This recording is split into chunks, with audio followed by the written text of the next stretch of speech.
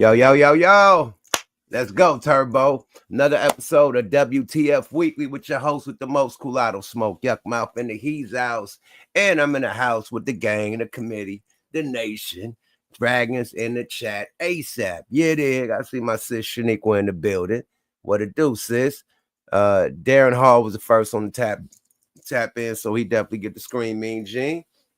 We got a lot of things going on in the podcast world, in the streets, in the industry world, um, in the comedy world. Hey, it's going everywhere, man. It's a lot of beef going on in these streets, man.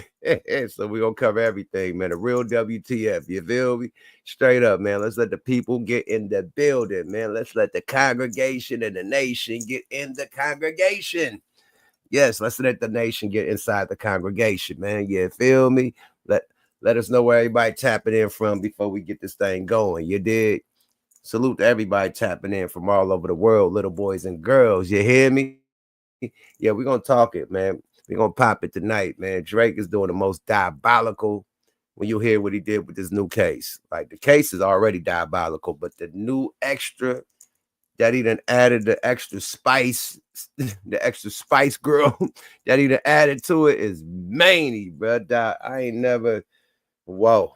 If he win this case, the rap game is over. That's all I'm gonna say, bro. Period. This is diabolical, man. You know, you got Dr. Umar. I think he's trying to run another play. Allegedly, you know, we're gonna speak on his latest donation run or fundraiser, if you may. You know, WACK100 finally gets on the phone with Loose Cannon from the feds, man, and to go left, man. So we're gonna, you know, check out that conversation, man, between two, you know, used to be homies, now they enemies or ops, you dig, as you'll say nowadays. VLAD versus Godfrey, man. Godfrey put the torch up under VLAD because VLAD been talking saucy. You know, he been like a little spice girl too, talking real spicy, you dig? So Godfrey responds, and we have more. So it's gonna be a long night, Dynamite, man. You know what I mean? Like the boy Shannon Sharp say, man, hey, we do something before two something. You feel me? Yes, we definitely gonna do something before two something. You feel me? And that is WTF Weekly. Welcome everybody, man. Let me see where everybody tapping in from, man. Dakota and this thing. I see you. They said Scam Nation. She crazy. Hey, man. What did it say? Oh, okay. Okay, I see it. Vegas on the tap in. You in Vegas, Shaniqua? I'm about to be out there on Monday. I'm shooting a video with the Outlaws on Monday. Cam versus Umar. That's right. I forgot to do that one, man. Man, I gotta pull that up. Thanks for the alley-oop. See, that's why we do this thing and we do this show together.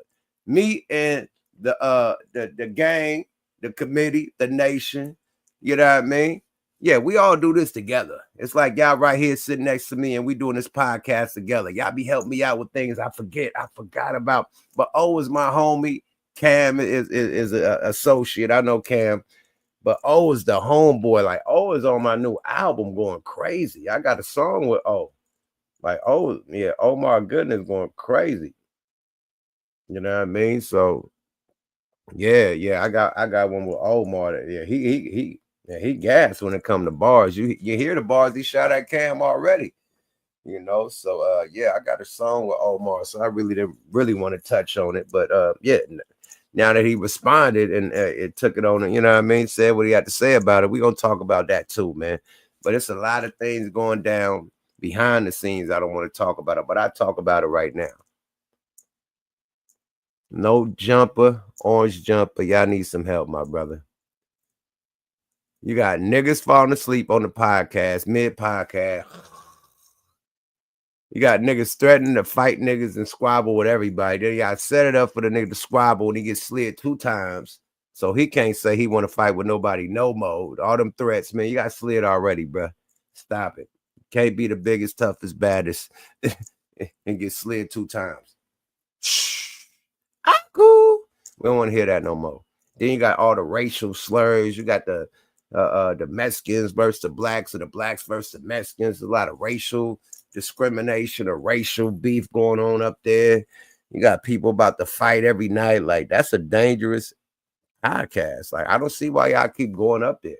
You know, and I ain't gonna knock nobody hustle, man. But I have to blame it on the people that go up there too. Like, as much as we want to say, hey man, Adam 21 Jump Street or Adam 12 is 12, you know what I mean? Allegedly, you know what I mean? Or Adam 12 is using, you know what I mean, the black culture, especially street culture and street politics, you know what I mean, to level up and make millions of dollars off of us. Absolutely. But it takes two to tangle. So I gotta blame the niggas that's going up there also. You know what I mean? You can't be like, hey man, why? But you steadily going up there.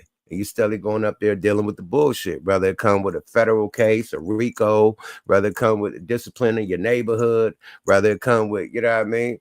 Hey, you happen to have shootouts with the ops or whatever it may be, allegedly. I don't know what goes down, allegedly. You know what I mean? This is all alleged. But I know for sure niggas been going to jail, and I know for sure them interviews has been in niggas court cases. So if you know that niggas interviews is in niggas court cases and niggas is going to jail, why keep going up there? You know what I mean? I don't get it. I don't fucking get it unless the nigga paying you a lot of money to dry snitch on your politics, your neighborhood, and your beef that you got with niggas. I don't see why you doing it. Is it for the views or I'm trying to go viral, man? Viral ain't worth your freedom. Going viral ain't worth your life, my nigga, because them type of interviews, a nigga take your life allegedly, or you lose your freedom allegedly. So you gotta watch that type of shit, you know. You gotta watch some type of platforms, you know. But niggas steadily go up there, you know, dry snitch on everything because they ask interrogation room questions. So I gotta blame the nigga that's also a part of the interview too. Even if you're taking some money, you still a part of that shit, bro. Period. So it is what it is. If some shit happened to you, it's on you. Jay Reed, you know, you shouldn't have went up there. You know, I don't know what type of issue you had or whatever y'all had going on, but whatever happened to you, you know, it takes two to tangle. You know, you shouldn't have went up there unannounced, or I don't know what it is, alleged. I ain't gonna get into y'all shit, but you shouldn't have been there without having an interview or appointment up there. Period. Don't just pop up and show up to niggas' location because you don't know what the temperature is, you know. And I'm not agreeing with what happened, but I'm just saying, you know, that's a wild motherfucking compound. You know how wild to get up there. Why go up there? You know how wild that compound get. You see niggas on cameras with the Bam Bam Bigelows, you know what I mean, on them, all types of shit. You know what I mean? Like, you know, that shit is wild. You see behind the scenes, you know, drama and shit going down, choke outs and shit, like grab ups and shit, you know. So yeah, like, why even go to that environment? But to each his own, do what you do, right? So since we talking about that, let's get straight to the drama, man. Let's get to WACK100 versus LUCE. You know what I mean? This is interesting, man. They finally got to talk. They finally got to holler at each other after all the smoke and drama. They actually got to chop it up, you know. And let's see how it go. You know, you'll think that, you know, like, hey, man, you know, we're going to be cool. I'm going to put some money on your books, help you with the lawyer, whatever you need, you know. Other with LUCE, oh, man, you know, man, we just be trolling, man. Let's run up the numbers. It wasn't none of like that. It's up. That's all I know, man. Salute to, yeah, this is Loose Cannon's channel, actually. So follow that boy channel, support him while he locked up. You know what I mean? I don't want nobody to be locked up. Jail is the worst place. I don't wish my worst enemy jail. You know what I mean? Jail is the worst place in fucking life to be at, period. So, you know what I mean? Free the guys, man. Let's go, y'all. Fair use. Listen, nigga. Okay, you call nigga Kenny Kingpin. Listen to me. When you say that? Listen to me. Nigga, this was 2.5 weeks ago. Yeah, okay, the paperwork is out. Listen to me. He called Kenny Kingpin. They called Eddie Boy. He said, I need you to come to court. Dude ain't right. He said he going to court dates without us, all this shit. No, he couldn't say it because I just went to court. I don't go to court. What's the... Yeah, Eddie Boy lying. Now, let me remind y'all, the reason why these two niggas is arguing is because of Orange Jumper, a.k.a. No Jumper, right? Loose Cannon was the host at No Jumper, WACK100 is a podcast co-host at No Jumper with Adam 21 or Adam 12. They have a show, Wack and Adam show. This man was on the Wack and Adam show multiple times. So now look at what they're going through. They're crashing out on each other. I'm just letting you know what type of environment it is up there, man. You know, let's go. Fair use. What Kenny King, what he told Kenny King. Oh, what? Listen, bro, I see him all the time, bro. Like, I see him all the time. We go to drill all together. We go to court together. Just because if I have a bill hearing, all y'all playing it. I'm telling you, I was somebody's mouth. Yeah, but listen, he said it just now, though. He said it last night. He said what? Everybody got the paperwork. The paperwork is out. What paperwork? Hey, Luke, me and you both know. Me and you both know, bro, that you are perfectly cooperating, bro. We both know that, nigga. We both know you definitely cooperating, bro. Oh, me? Yeah, you, nigga. I'm cooperating when I stand on that, because when I see you, it's gonna be a crash out. You ain't gonna do nothing. Yeah, you done right off. I'm gonna beat your ass, nigga. You already know I'm gonna beat your ass. Yeah, nigga, you hoe ass nigga. You a buster. You a buster. Yeah, you bitch ass. Fuck claim a power, nigga. Fuck claim a power, bitch ass nigga. Nigga, bitch ass hoe ass nigga. All this from No Jumper. Remember where this stirs up from. No Jumper. Now, I don't know about their you know what I mean, they RICO cases, you know what I mean? I ain't gonna go into detail because I ain't that type of podcast, but I'm talking about these niggas was best friends.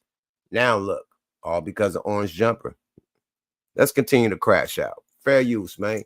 Welcome to WTF Weekly with your host with the most culatto smoke. Yuck mouth in the house. Salute to the chat. Salute to the gang. Salute to the committee doing a thing. You did? Yada da. They thug thing. Put the dragons in the chat, man. If you feeling the content, man. Dragons in the chat if you rocking with the content. Let's go, y'all. No more nonsense. Fair use. You ass nigga. You police ass nigga. You cooperate, nigga. You know I'm a real nigga. Bitch ass hoe ass nigga. Fuck WACK100. Fuck bubble butt. Shut up, bubble butt. You the bitch, nigga. Nigga, you the bitch. You the bitch, nigga. You the bitch ass nigga. Made that bitch on me. I'm gonna move out of her house, nigga. And I'm gonna find out what that bitch is. You the bitch, nigga. Yeah, you the whole ass nigga. Nigga gonna take a crib, nigga, I ain't cooperating. Nigga on 60 crib, nigga, I ain't cooperating, bitch. Nigga, that's on 60 crib, nigga. Nigga, that's on 60, no, I ain't cooperating, bitch. You got a federal hammer? Yeah, nigga, hell no, bitch ass nigga. You the whole ass nigga. If you wanted to talk to your hammer? What if you stop lying, you bitch ass hoe ass nigga? You the bitch, nigga. You stop lying, nigga. Stop asking. Now he asked him, do he got a handler? That type of language, man. I don't know who knows that type of language, man. But hey, it is what it is, man. Yeah. Y'all fill in the blanks. I don't know. You know, a handler. That's a new one. So if you're working for them boys, you got a handler, like somebody you report to, I guess. Let's go, y'all. Fair use. Allegedly. Shit, nigga, you the whole ass. When I see you, I'ma break your jaw, nigga. When I see you, I'ma break your jaw. No, you're not like that. You know I'll beat you up. You can't beat me up. This is the first time I ain't hear Wack threaten a nigga and say on Pyru. On Pyru. Pull up. What's the location? You know, Wack is famous for the nigga. Where you at, nigga? I'ma pull up, nigga, on Pyru. I ain't hear one on Pyru. I'ma pull up. Where you at?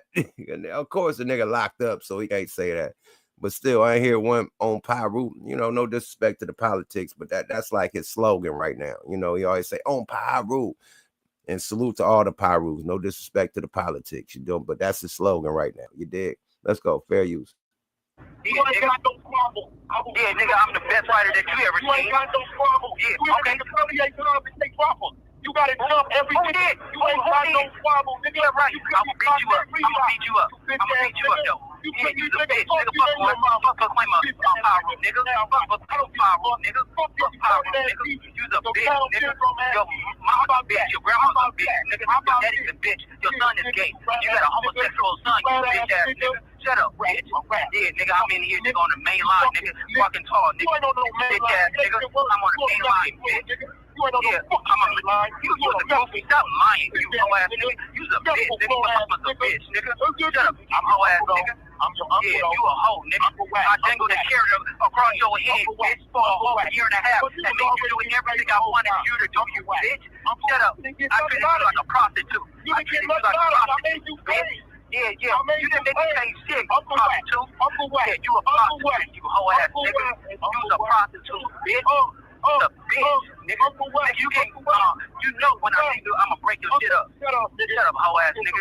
Yeah, you nigga ain't nobody gonna do anything, nigga. Everybody don't fuck with you. Everybody think you a rat, bro. You's a buster, bro. You have no hood, nigga.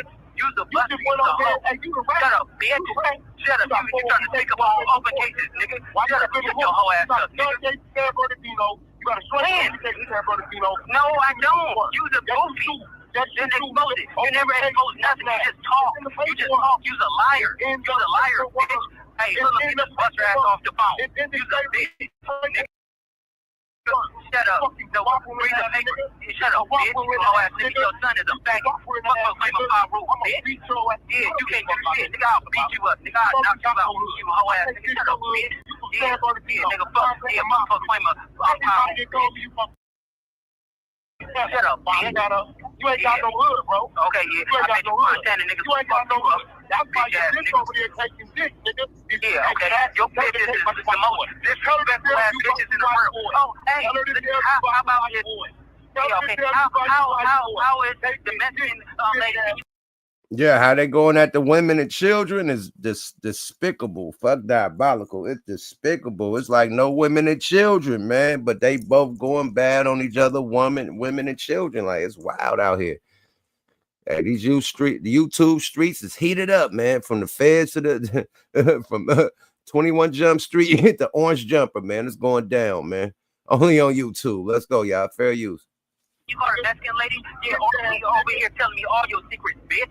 She's telling me, nigga, how you fornicate, nigga, how you talk about with that molestation, how you talking about your what is the molest? Bro, you better ask her when you dropped her off at the motherfucking left her at the rental car place and I picked her up.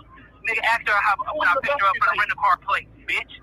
When I picked her up from the rental car place, bitch. Yeah, no, yeah, she didn't say nothing. That's the truth. That's the truth. You lied about all that. Yeah, okay. I had her. She's using you for the diaper company. That could buy took $280,000 from you, bitch. Nigga, you's a hoe. You's a bitch. I picked up from a rental car place. Oh, she didn't tell you? She didn't tell you? She didn't tell you, Bubble Butt, when you left her? When you left her, Bubble Butt? She didn't tell you? Oh, when you left R&B at the rental car place. Yeah, you left R&B at the rental car. Yeah, bitch. Shut up. Hey, look, get the buster ass nigga off the phone. We back to that point. Yeah. No, how you feel disappointed, bitch? Yeah, that nigga crash out moment. He mad, cuz he fucking losing. He losing. Federal prison. Nigga losing. But you heard this shit say this is from a federal prison, man. LUCE is talking too saucy to be on a recorded phone call, and Wack is talking too saucy to be on a recorded federal phone call. I wouldn't suggest this.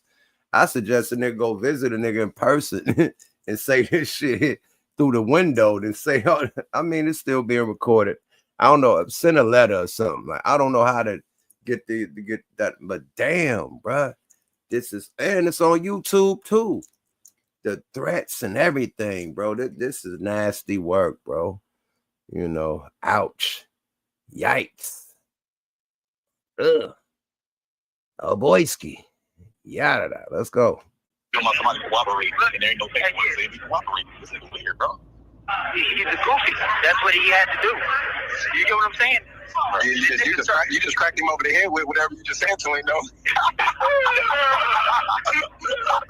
That nigga down there, the whole tone changed, nigga. When you left R&B at the rental car place, his whole tone changed, nigga. Back out on loose cannon. Listen. As soon as that, bro, he tried to lie and spin that. As soon as I said, yeah, when you left her at the rental car place, then he gets fired. Or whoever can't keep running with what they saying. The paperwork is the paperwork. And then this is a public service announcement. I'm just running the content, man. I know Wack. I seen LUCE. You know what I mean? I never was properly introduced to him, but I've been in the same location with LUCE. and Wack at the same time, but I never was introduced to LUCE. But I know Wack personally. So, like I said, it's between two niggas that used to be friends, and now they ain't friends no more. I'm just reporting on the content, man. Don't throw me up in the shit. I am not in none of y'all shit, bro. I'm just reporting the content. Let's go. Fair use. Black and white is there. You know what I'm saying? So that was 2 weeks ago. Today's a new day. Yeah, you know what I'm saying? That's why Wack was crashed like that, because he lost. And they got one more dummy. Bro is goofy, bro. He's a goofy. Goofy. This nigga speaking on the probation case. Like, nigga, he violated his probation. He absconded. That don't mean he cooperating, nigga. But that's how you know a nigga crashing, nigga, because he's trying to come up with all different little things to make up his shit, because he's running out of fumes. He act like niggas don't know how the system works. Nigga, I've been in it 3 times. I done hit the yard 3 times. I know exactly how this shit works, nigga. You ain't finna tell me a nigga cooperating because he got a warrant out for his arrest for a probation violation. Talking about where the court date. The court date come when he get arrested. Nigga, that's how that goes. When you get caught, right? When you get caught up, right? Like, nigga, you think niggas they got you, that they gonna give you a court date, right?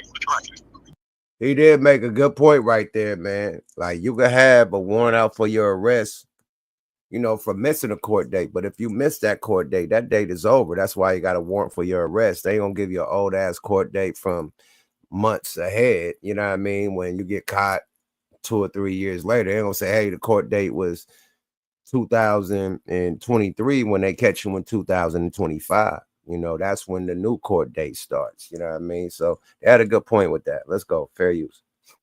Nigga, he's trying to run with old shit, just like right now. Old shit 2 weeks ago. Oh, you said 2 weeks ago. Nigga, today's a new day.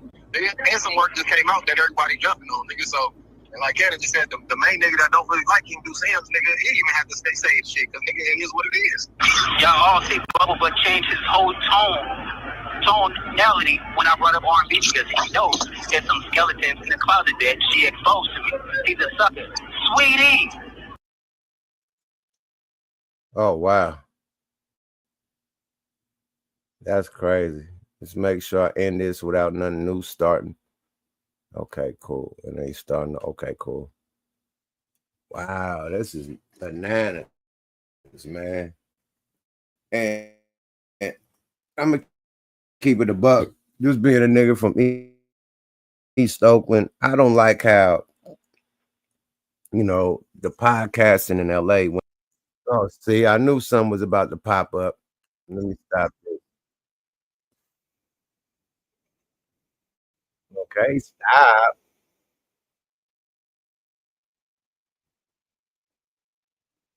Boom. Cut that whole shit off, man. That whole shit is played.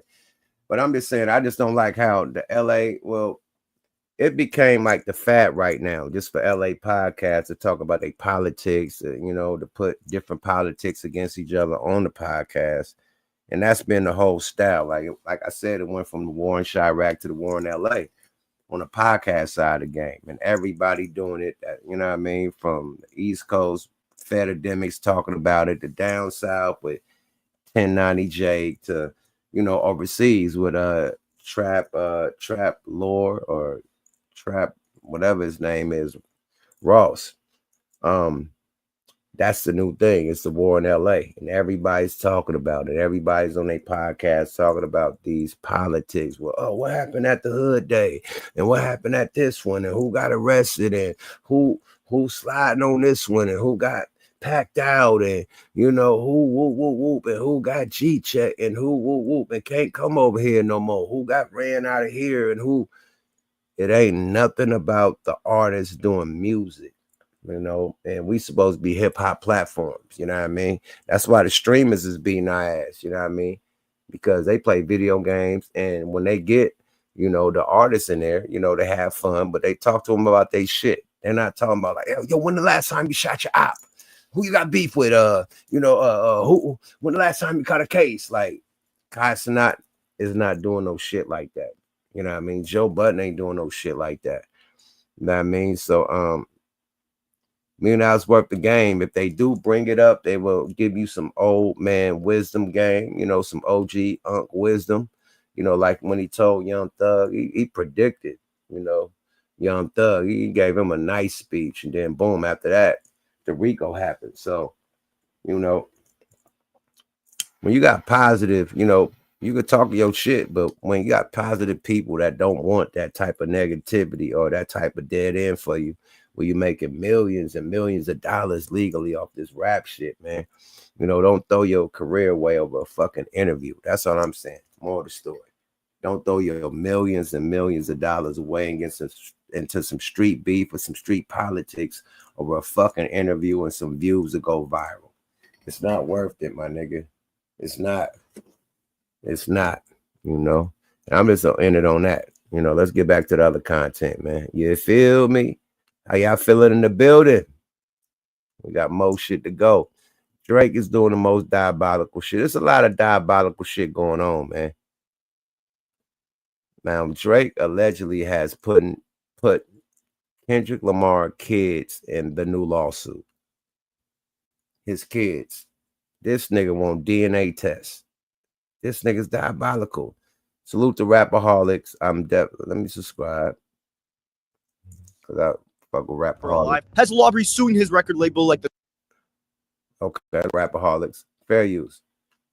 Clips did jive in 2005, but this time it's on a much bigger plot to connive, because the Canadian courthouse Karen clown is trying to shut any PDF rumor down while also trying to show it was a battle he won. Because Kendrick. Hold on, man. Slow down, Turbo. Did the nigga just call him the Canadian courthouse Karen? Man. The Canadian courthouse Karen is diabolical, man. Salute the Rapaholics. What the fuck? He came in hot. The nigga came in hot from the beginning. The nigga cooking with grease. Nigga. We gotta rewind that, man. This nigga went crazy from the intro, man. What the fuck is up with Rapaholics, man? Let's go, y'all. Fair use. Yo, shout out to all the 12-year-olds in the building. What's up? I study rap battles for a living. Lawbreeze and Gentlegrams, 12 years ago today may remain the day that strained the clay-made soft simping sexy red stunt double. Kendrick's Controversies came out on this day in 2013, and in 2025, the greatest rapper alive has Lawbury suing his record label like the Clips did jive in 2005, but this time it's on a much bigger plot to connive, because the Canadian courthouse Karen clown is trying to shut any PDF rumor down while also trying to show it was a battle he won, because Kendrick isn't the true father of his son. Family Matters is where these crazy accusations begun. That was the night Drake's reputation had been done, but has round 2 just begun? And will this lawsuit make every narrative spun? Will this lawsuit really show that if Rapaholic and busting raps. This nigga's actually rhyming. This nigga crazy. Let's go, y'all. Fair use. it was Dave Free's son? Let's break it all down, the full thing front to back. But first, hit that like and subscribe button with a smack. Now, Lawbreeze and Gentlegrams, this is freaking wild, okay? This adds a whole new layer onto the question that tons of us have been asking. Why did Drake actually file this lawsuit? Obviously, it makes him look horrible. You lost a rap battle so bad that you have to sue over the diss song that put your career in a Canadian casket? I study rap battles for a living. Most of us thought, okay, he's trying to sue because if he wins against UMG, they'll let him out of his contract and he can go on to get a bigger record deal for his albums in the future. Other people thought that Drake wanted to expose all the fake streams and the bots that were going on in the music industry. But none of these theories made sense because A, why would Drake sue the record label he's trying to get out of a contract with without demanding in the lawsuit that the form of repayment that he wants is to be freed from this record label that was trying to defame him, allegedly? And B, why would he concoct this lawsuit with the objective of exposing bots and fake streams within the music industry when we know Drake has been the main beneficiary of these tactics with his music in the past? Spotify. Boom. Allegedly. That's how he knows to play. Allegedly. And his whole shit is, okay, when the whole shit happened with Pusha T, you know, when Pusha T put his son on blast, he complained to the labels, and the labels, censored Pusha T shit to where they took that shit off all streaming platforms at one point in time. So you couldn't even listen to that shit because Drake had that much power. So he's thinking, okay, if I shut down Pusha T shit, you know what I mean? Why I didn't shut down Kendrick shit at my request? And that's what he, arguing about. Like, okay, Pusha T went, past, over, crossed the line, talked about a child, my child. So I don't think that's fair. And they agreed. They censored the shit out of Pusha T. Kendrick, they let that fly. So he wondering, like, okay, I'm about to renegotiate. If I renegotiate, I want about, He did. I think he got 4 the first time. So renegotiation got to be 6 to 8. If his career is super dope and it's booming and he's doing the same numbers he do, he's trying to get 6 to 800 million. You feel me? Now with this battle, it done fucked up his brand and it fucked up the name, but it fucked up his value to where, okay, you can't get 600 million or 800. We could give you the same 4 or even lower than that, like probably 250 or 3, if that. 2, you know, because it's not popping. You know, put out all these songs, they ain't charting number ones, and yeah, you know, you gotta renegotiate.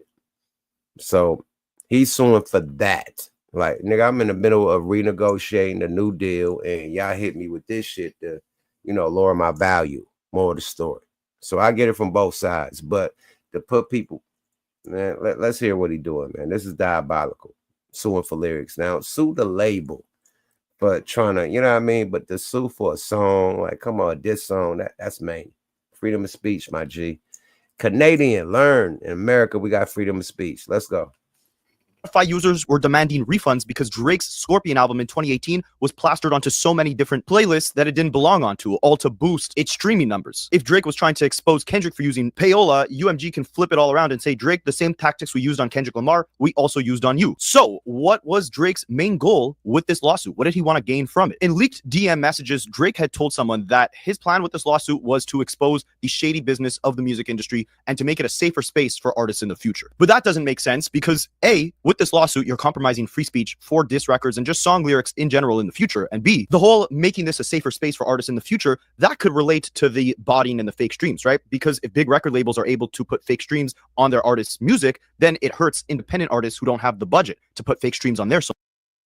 I'm so glad Cheeto Man ain't got a hold of this. What if Cheeto Man here get wind of this and to try to, you know, because, you know, the small hats run this shit, and bruh's a small hat, but he's going against the biggest small hat, the LUCE. Yeah, LUCE is way more of a bigger small hat. I don't think Cheeto Man gonna go against Lucian Grain, but and then he damn near shitting on Canada right now. Canada and Trump is beefing like a motherfucker right now, so he don't let this slide. I thought I was giving him some space, like, man, what if Cheeto like make a rule, like, man, you can't do this and can't do this in hip hop, man. He ain't.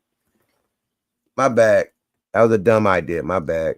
I check myself. Sometimes you be thinking dumb shit. That was the dumbest thought I ever thought. My bad. Let's go, y'all. Fair use. Songs. That I understand. But the main point of this lawsuit is not that UMG used shady promotional tactics to spread this song all across the world. The main basis of this lawsuit is the fact that UMG simply released the song in the first place. So in that case, when Drake says he's making this a safer space for artists in the future, what he means is it's going to be a safer space because record labels will have to be more strict than ever on the type of music and lyrics that they actually release because they'll be scared of getting sued for defamation in the future. That doesn't make this space safer for artists. That makes this space safer for record labels because now they could enforce stricter policies on what music they actually release. But with this brand new document that Drake's legal team has just released, where they are requesting tons of information from UMG, including all discussions UMG had with Kendrick and Dave Free about Kendrick's children, it exposes a whole new layer of what Drake is really trying to gain out of this lawsuit. And it's a lot more disgusting than we thought.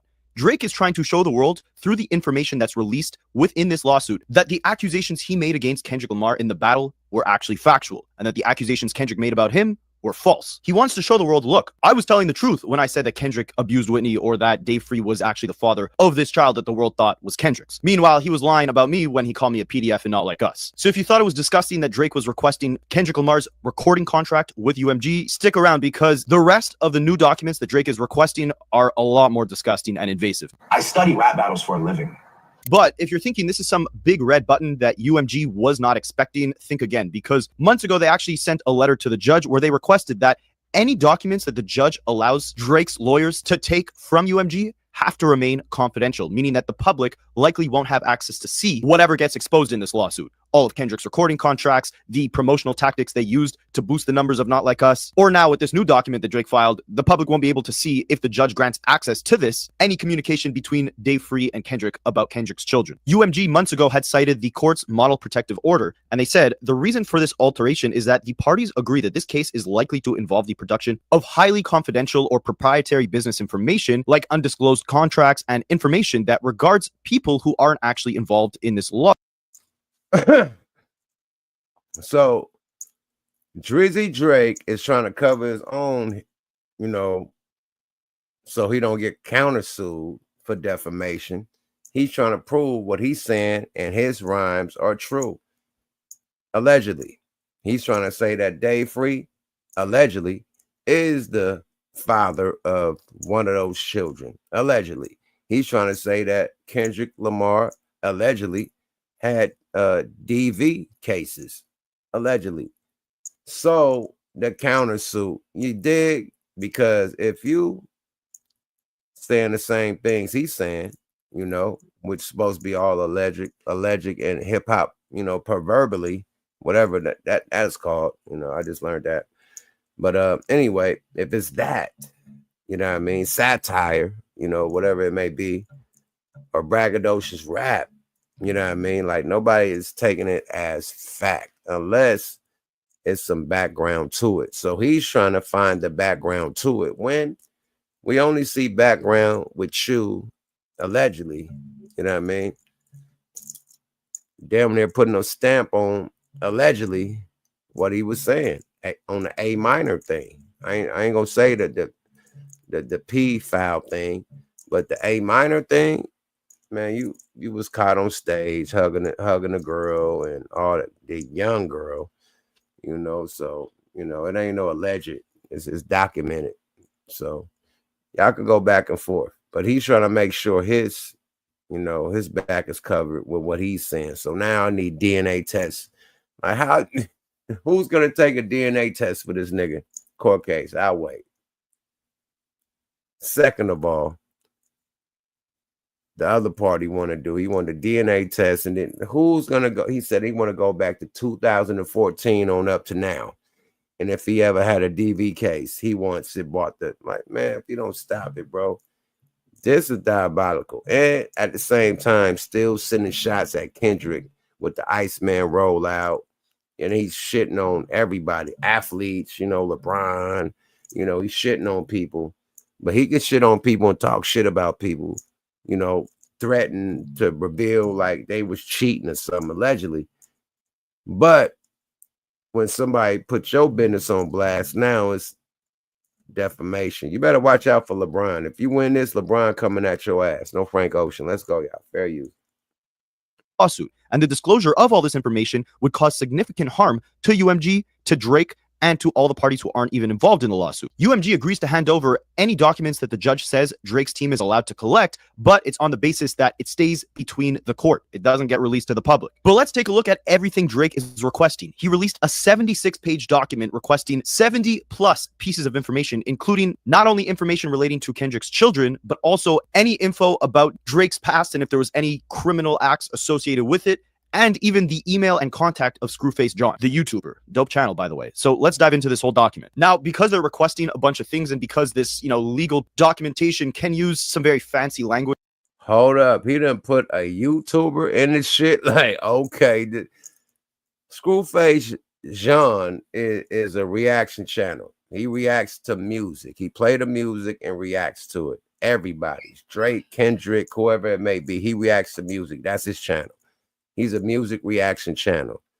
So they're trying to say that somebody from Kendrick camp allegedly contacted him directly for him to give a review on They Not Like Us, and the most out because Screwface got like 4 million followers. Like he got a lot of, yeah, he got I think it's either Screwface, one of them dudes I seen that do the reactions got like 4 million followers. So I don't know if it's Screw or not, but they worried about that. Like, oh, if he approved, if he said it was dope, then somebody had to call him. Ah, man, cream rise to the top, man. Period. Dope sell itself, Drake. That song was doper than Family Matters. It was doper than Push-Ups. Sorry about that. They not like us. Destroy both of them songs in one swipe. Sorry about that, my G. Go back to the drawing board. It didn't hit. And you instigated the beef. He just did a freestyle, said, fuck the big three, nigga, it's big me. You should have let the nigga say, oh, okay, fuck it. It's a big me. But you got pissy wissy and say, hey, drop. You dropping all these diss songs. You doing Tupac and Snoop Dogg, AI verses and shit. Like, you going crazy, then. The boy slid you like Mike Tyson in the first round. Now you want to sue. Stop playing, my nigga. That's real. I ain't gonna say light skin, but small hat behavior. Let's go, y'all. Fair use.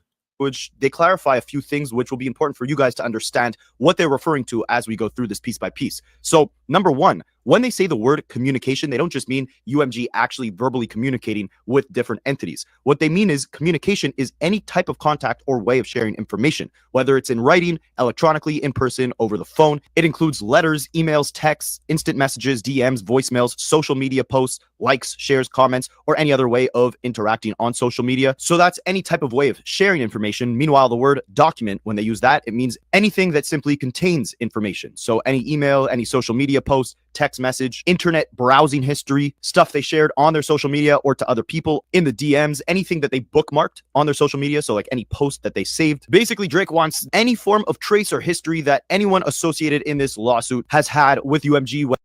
I see my co-host in the building, man. Nettie, I'm gonna throw the alley-oop right now, my nigga. I see you, boy. Network in the building, man. My co-host, man. Let's get him in the building, man. You know, the bat line is late night bat line, daytime bat line. Yeah, nigga, Robin tap in and the motherfucking Justice League. Let's go, y'all. Fair use. Whether it's online or physically in person. And when they say social media, they're talking about everything from Twitter, Facebook, Reddit, Telegram, so even the decrypted stuff, and a lot more. The word payola also comes up a lot in this lawsuit. So payola, by definition, refers to the illegal practice of secretly paying for radio plays or other promotion, which is banned under U.S. law. Secretly paying for extra spins, essentially. Now, it's also important to note that in Drake's actual lawsuit, a lot of the allegations he makes, he prefaces them by saying this is all upon information and... Somebody just said this, right? I think it was Fedademics. Fedademics said that his shit ain't been charting because radio ain't really been rocking with Drake like that. Like, it's some people that fuck with it, but since you're trying to put the allegedly, if that's the business, if you putting that on blast, man, they don't want to play his shit, bro. You know what I mean? Allegedly, you're trying to expose the game. If that's true, allegedly, you're trying to expose the game. So he ain't been getting too many spins, you know, and that ain't allegedly. You know, that's what Fedademics was saying. Like, if he was getting radio spins, he'd be on the top, but he ain't getting the spins because this, that, and the third. This is what Fedademics said, his best friend. So I take it as that. You know, radio, you know, stations are scared because it's a lawsuit that's involving the radio station and streaming company. So let's go, y'all. Fair use. Belief. He's not actually stating specific sources. He's saying that we have a reason to believe UMG did XYZ. And because of that, now Drake's legal team is requesting a bunch of these documents from the judge so they can sort through them and see, you know, how to build their case going forward. Like, oh, Kendrick's kid wasn't really his, so that helps our lawsuit because it shows that Drake wasn't defaming Kendrick. He was, you know, telling the truth about Kendrick's family issues. That's why out of the 70 plus things that Drake's legal team is requesting here, these are not things that Drake's legal team is specifically stating. We have proof that Kendrick's kid wasn't really his, or we have proof that Kendrick and UMG used bots on Not Like Us. They're saying, give us the documents that can help us prove that UMG used bots on the song, or that the allegations Drake made about Kendrick. We're not giving you them documents, nigga. Oh, so give you the shit that you need to sue me. Psych. They still try to subpoena Kendrick homeboys, and them niggas is not to be found. See, the dopest shit that Kendrick did was not expose his niggas. Everybody is in the background. You barely know who Dave Free, how he look, let alone the niggas that do the day-to-day. You like, they revealed the white lady that's tapped in, the Mexican, the Chinese, whatever she is, the one with the black hair. They revealed her as a partner on a commercial or something. and Dave Free. But all the other people that worked it, I don't know who the nigga that academics or fedademics met background and said, nigga, I got a federal case. I don't know who that dude is. I don't know how he look. His people ain't put out there like that, you know? Let's get the other co-hosts in this bitch. MJG, man. What we doing, man? Three amigos in this bitch, man. Let's go, y'all. Please believe it, alumni. Salute to the chat. Salute to the fire-breathing giant guys. Yada. Let's get it. Trekkie fakey. How y'all feel about this nigga adding the kids and DNA tests and shit? Like, this nigga going crazy, bro. What the fuck is up, bro? Like, I don't agree with this. I love Drake music. He got dope music, but this is diabolical, my nigga. This is like flag on the field, my nigga. Like unnecessary suing, my nigga. Like, what are we doing, bro? Period. What did the babies do? What did the kids do? Like, all they did was say, "Daddy, look." You know what I mean? What did I got this saying that I say to my son every time he do some shit that I look at and be like, bro, that was backwards. Nigga, you know you got that from your mama's side of the family. Hey, boy, he telling on everybody. He got that from his mama's side of the family. Yeah, so that is boy. Like I said, he already tried to sue Degrassi for putting him in a wheelchair. So that show you what type of time he on, my nigga. Period. And Drake, we rock with your music, my brother, but that even the Degrassi sue was diabolical. How you gonna sue about their timeline? Like how they that's like Omar. I mean, what's brother name that played Ghost? That's like him suing because he got killed, and you know what I mean? Come on, man. Hey. If that's what the script is, that your shit gonna end and it's gonna continue with your son and your homeboy. That's the script. You can't sue like, oh, I want to go longer. Like, you feel me? That boy sued because he got put in a wheelchair on Degrassi. Rappers and comedians, especially ones that are black, have for so long been challenged on what they choose to say in the world and in the land of no. Somebody said, "Am I serious about the Degrassi shit, man?" Hell yeah, it happened. That's a fact. Yeah, they had to convince him. They had to convince him to do it. Like say that, okay, it's a lot of people that's like this. You're gonna represent them. You're gonna be a rapper. This, that, and the third. Woo, woo, woo, woo. Okay, boom. He accepted it. They probably put some extra spanky on top of it, means some bread on top. They probably like hand that nigga a nice loaf, you know, settled out with the lawsuit, low fiance, and yeah, man, let's run this. You feel me? You gonna represent the people like that that's rapping? You did. He should have sued him for the wig. Allegedly. All of these punk ass lawsuits. They throwing these lawsuits around like frisbees, my nigga. Allegedly on everything. These lawsuits, this shit is not hip hop, my nigga. These niggas are taking this shit way somewhere else. And again, a plant is not there to help whatever that plant has been planted there for. It's not there to help it. Right. It's there to destroy it. So now you just opened up a lane to where any nigga, hey, Pac should be damn near facing murder right now, murder trial, murder numbers right now for what he did on Hit 'Em Up. I mean, are we gonna get to the point now to where any nigga that drop a diss record? Let's look at how this is going. You drop a diss record, we're suing you. If you got an entourage, we're hitting you with a RICO. Y'all don't see what the fuck going on? We're actually true in Family Matters. Hold on, man. Drake need to take drink a whole cup and shut the fuck up. Period. Come on now. Because at the end of the day, you got the op rap where niggas is actually dying, getting slid, and nobody's suing the record label or the rapper for that rap or that song, talking about that they son or they daughter getting slid, and this rapper is bragging about it on a song promoted by the record label. Nobody's getting sued for that. And their kid done died or their son done died. And that's not alleged. You got op rap going down all day talking about, yeah, we slid on them and they ain't slide back. Like, it's going down all day. Nobody's getting sued for actual activation on the streets, man, right? these niggas are killing This niggas. nigga is butthurt because the nigga said you a PFL, which is alleged. That just putting like extra, 10s on the 20. You know what I mean? But at the end of the day, come on, bro. He should be boycotted from rap, from hip hop. You know what I mean? We was on this side for the battle shit. Drake should be done. He shouldn't even be able to rap no more. Cause now you going after people and entities and stuff that ain't got nothing to do with the battle. I mean, you gotta think, man. Everybody got, man. I've been on the tube, right? Watching, people defend Drake. And it's mostly been niggas. Like, where did these cupcake ass niggas come from? I expect the females going extra bad because females buy the most music. Drake is a female artist, like, right? You know what I mean? He make music That's for the real female. competition. He might try to pop ass with him. Man, listen, it's butthurt niggas online. Oh my god, like it's butthurt niggas. Like, bro, I ain't never seen no type of shit like this over a male rapper. Like, I ain't never. This niggas is butthurt. Like, he has no identity, and they don't either. He don't even rep Canada.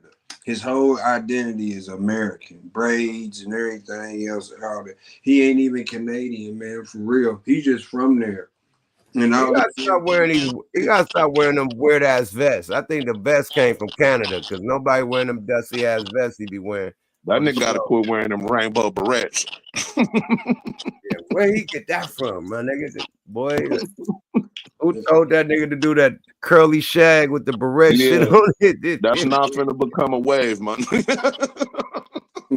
Colorful joints. He thought a nigga was gonna rip.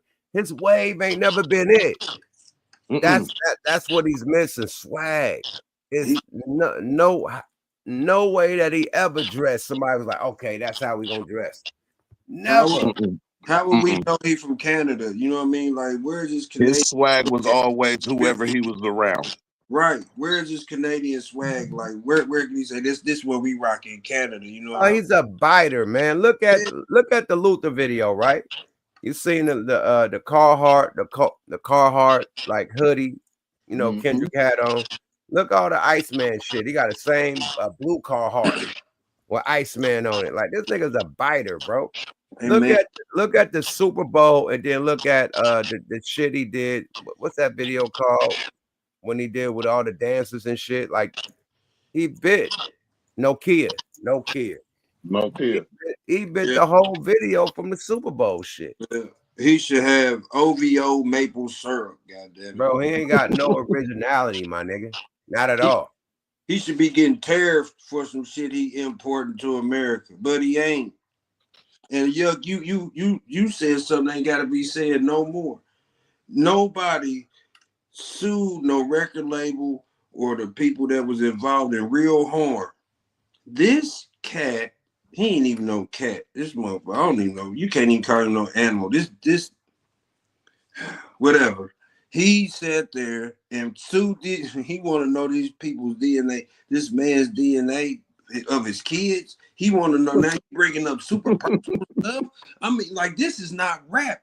Every rapper, even the ones from my level to your level to everybody that ever rapped, that if you rapped in your shower, boycott this dude, man. Like, it's over for him. This is not hip hop. I'm gonna ask y'all both a question. What do the kids' DNA got to do with the defamation? This is about defamation and about like bots and promoting the song. What do the kids got to do? DNA got to do with that. And if Pusha T and the Clips is listening, now that y'all know that he did that to y'all, get him, sue him. Man, I done heard so much shit about. Nothing to do with that shit, but it's the hypocrisy for me. Drake is just be talking that shit about nigga. You didn't put your hands on your wife and this, that, and the third, and your wife got a baby by another nigga, and then turn sensitive Sally when the nigga start. Hey, Kendrick said the best, nigga. Don't tell no lies about me, and I won't tell no truth about you, nigga. He set up the whole thing anyway, man.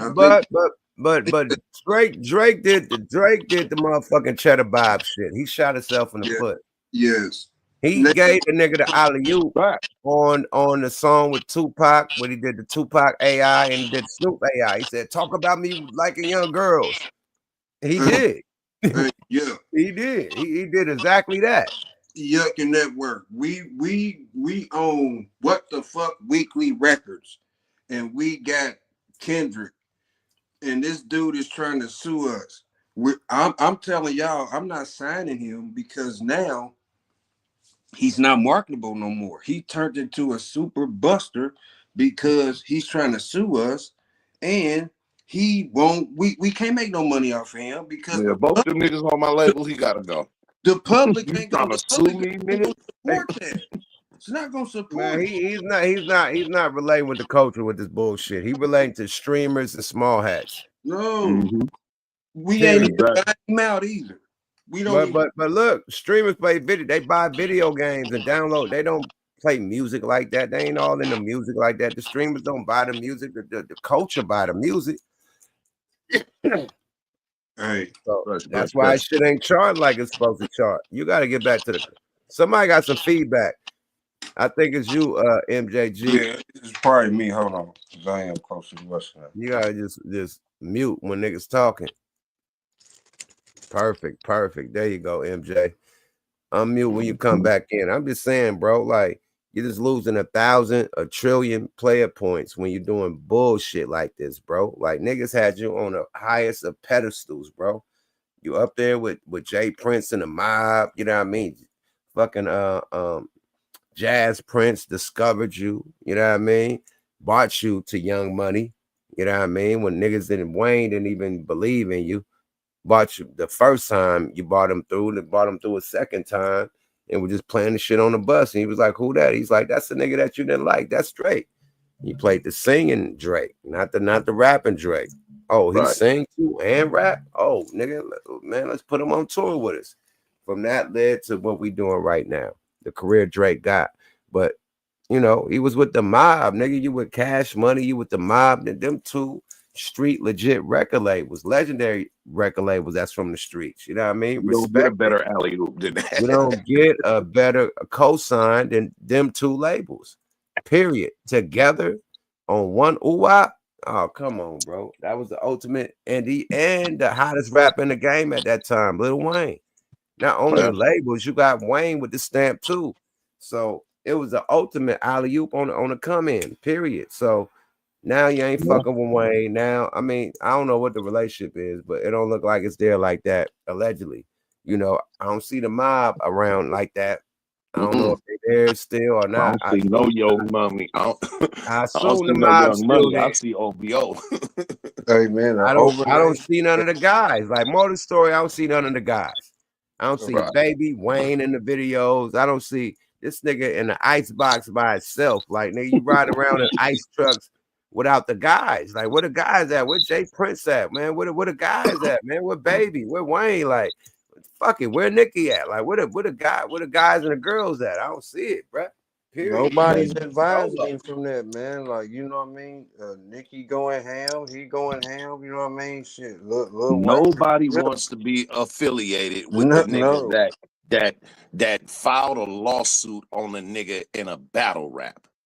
That's why them motherfuckers not around him. The only motherfuckers that's around him is niggas that he's paying to be around him. Well, that don't even matter. Somebody said, is Drake talented? Is that a question? No, that's what I said. Drake is super talented, but everything is a movement, my nigga. It ain't just about talent. It's a movement, my nigga. Like if you got a movement and a wave, my nigga, that everybody fucking with, that put it on out. That's like the move. Whatever you doing as a rapper, if you got a movement or a wave, or you come from a cloth that's already big in the game, and they put the stamp on you, and they got their biggest rapper, and you signed to him, nigga. Yeah, that's a super wave, my nigga. Like that's a super friend. What I'm saying, it's an alley-oop. So contrary to how talented the nigga it is, a lot of his success leaned on who he knew. Who you with? Who you with? Yes. You feel what I'm saying? It wasn't based on his motherfucking talent. A true overnight success. Like, no, he came right in.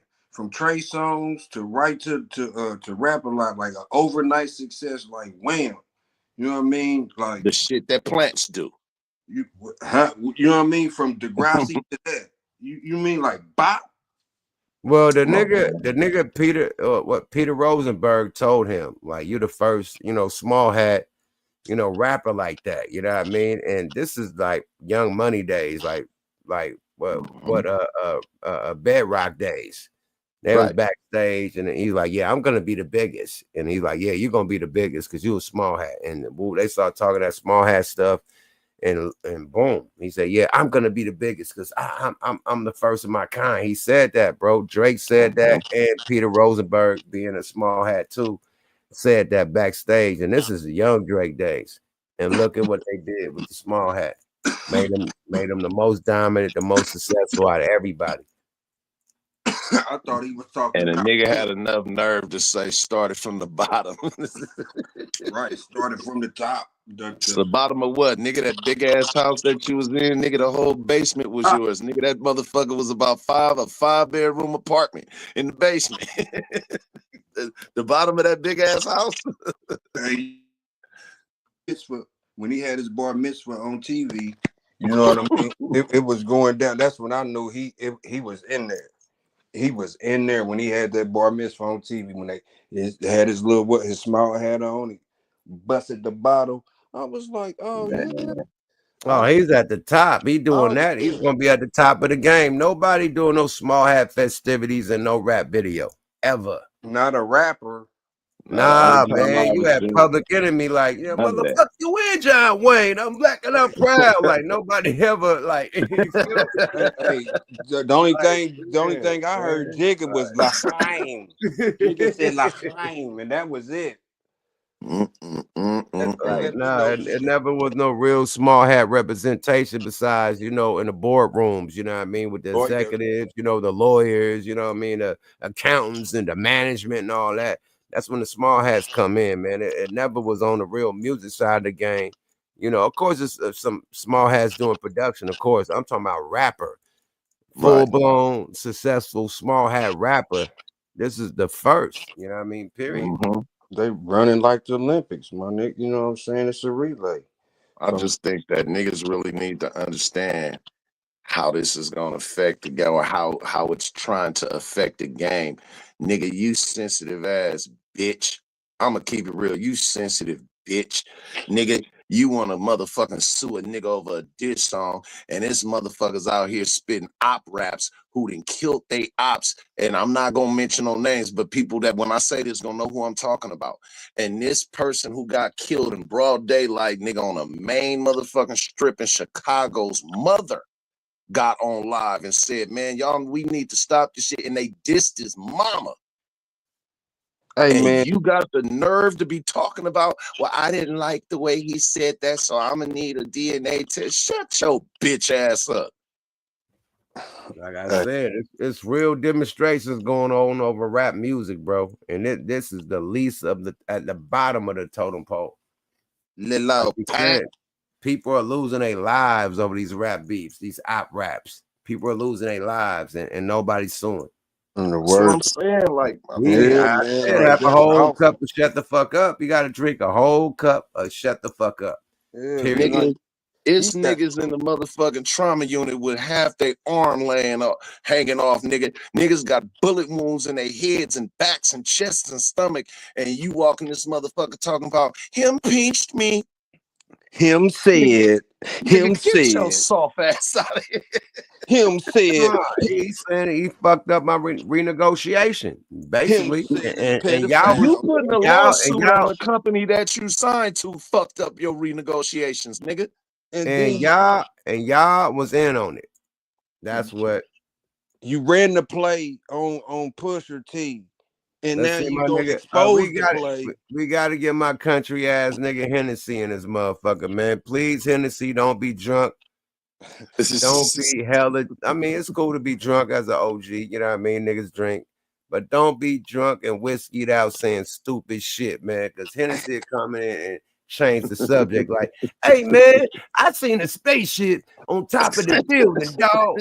I believe in aliens. Hey, what y'all believe in? Hey, you think we got aliens and shit? And he'll just turn the whole stick to the motherfucking content, Hennessy.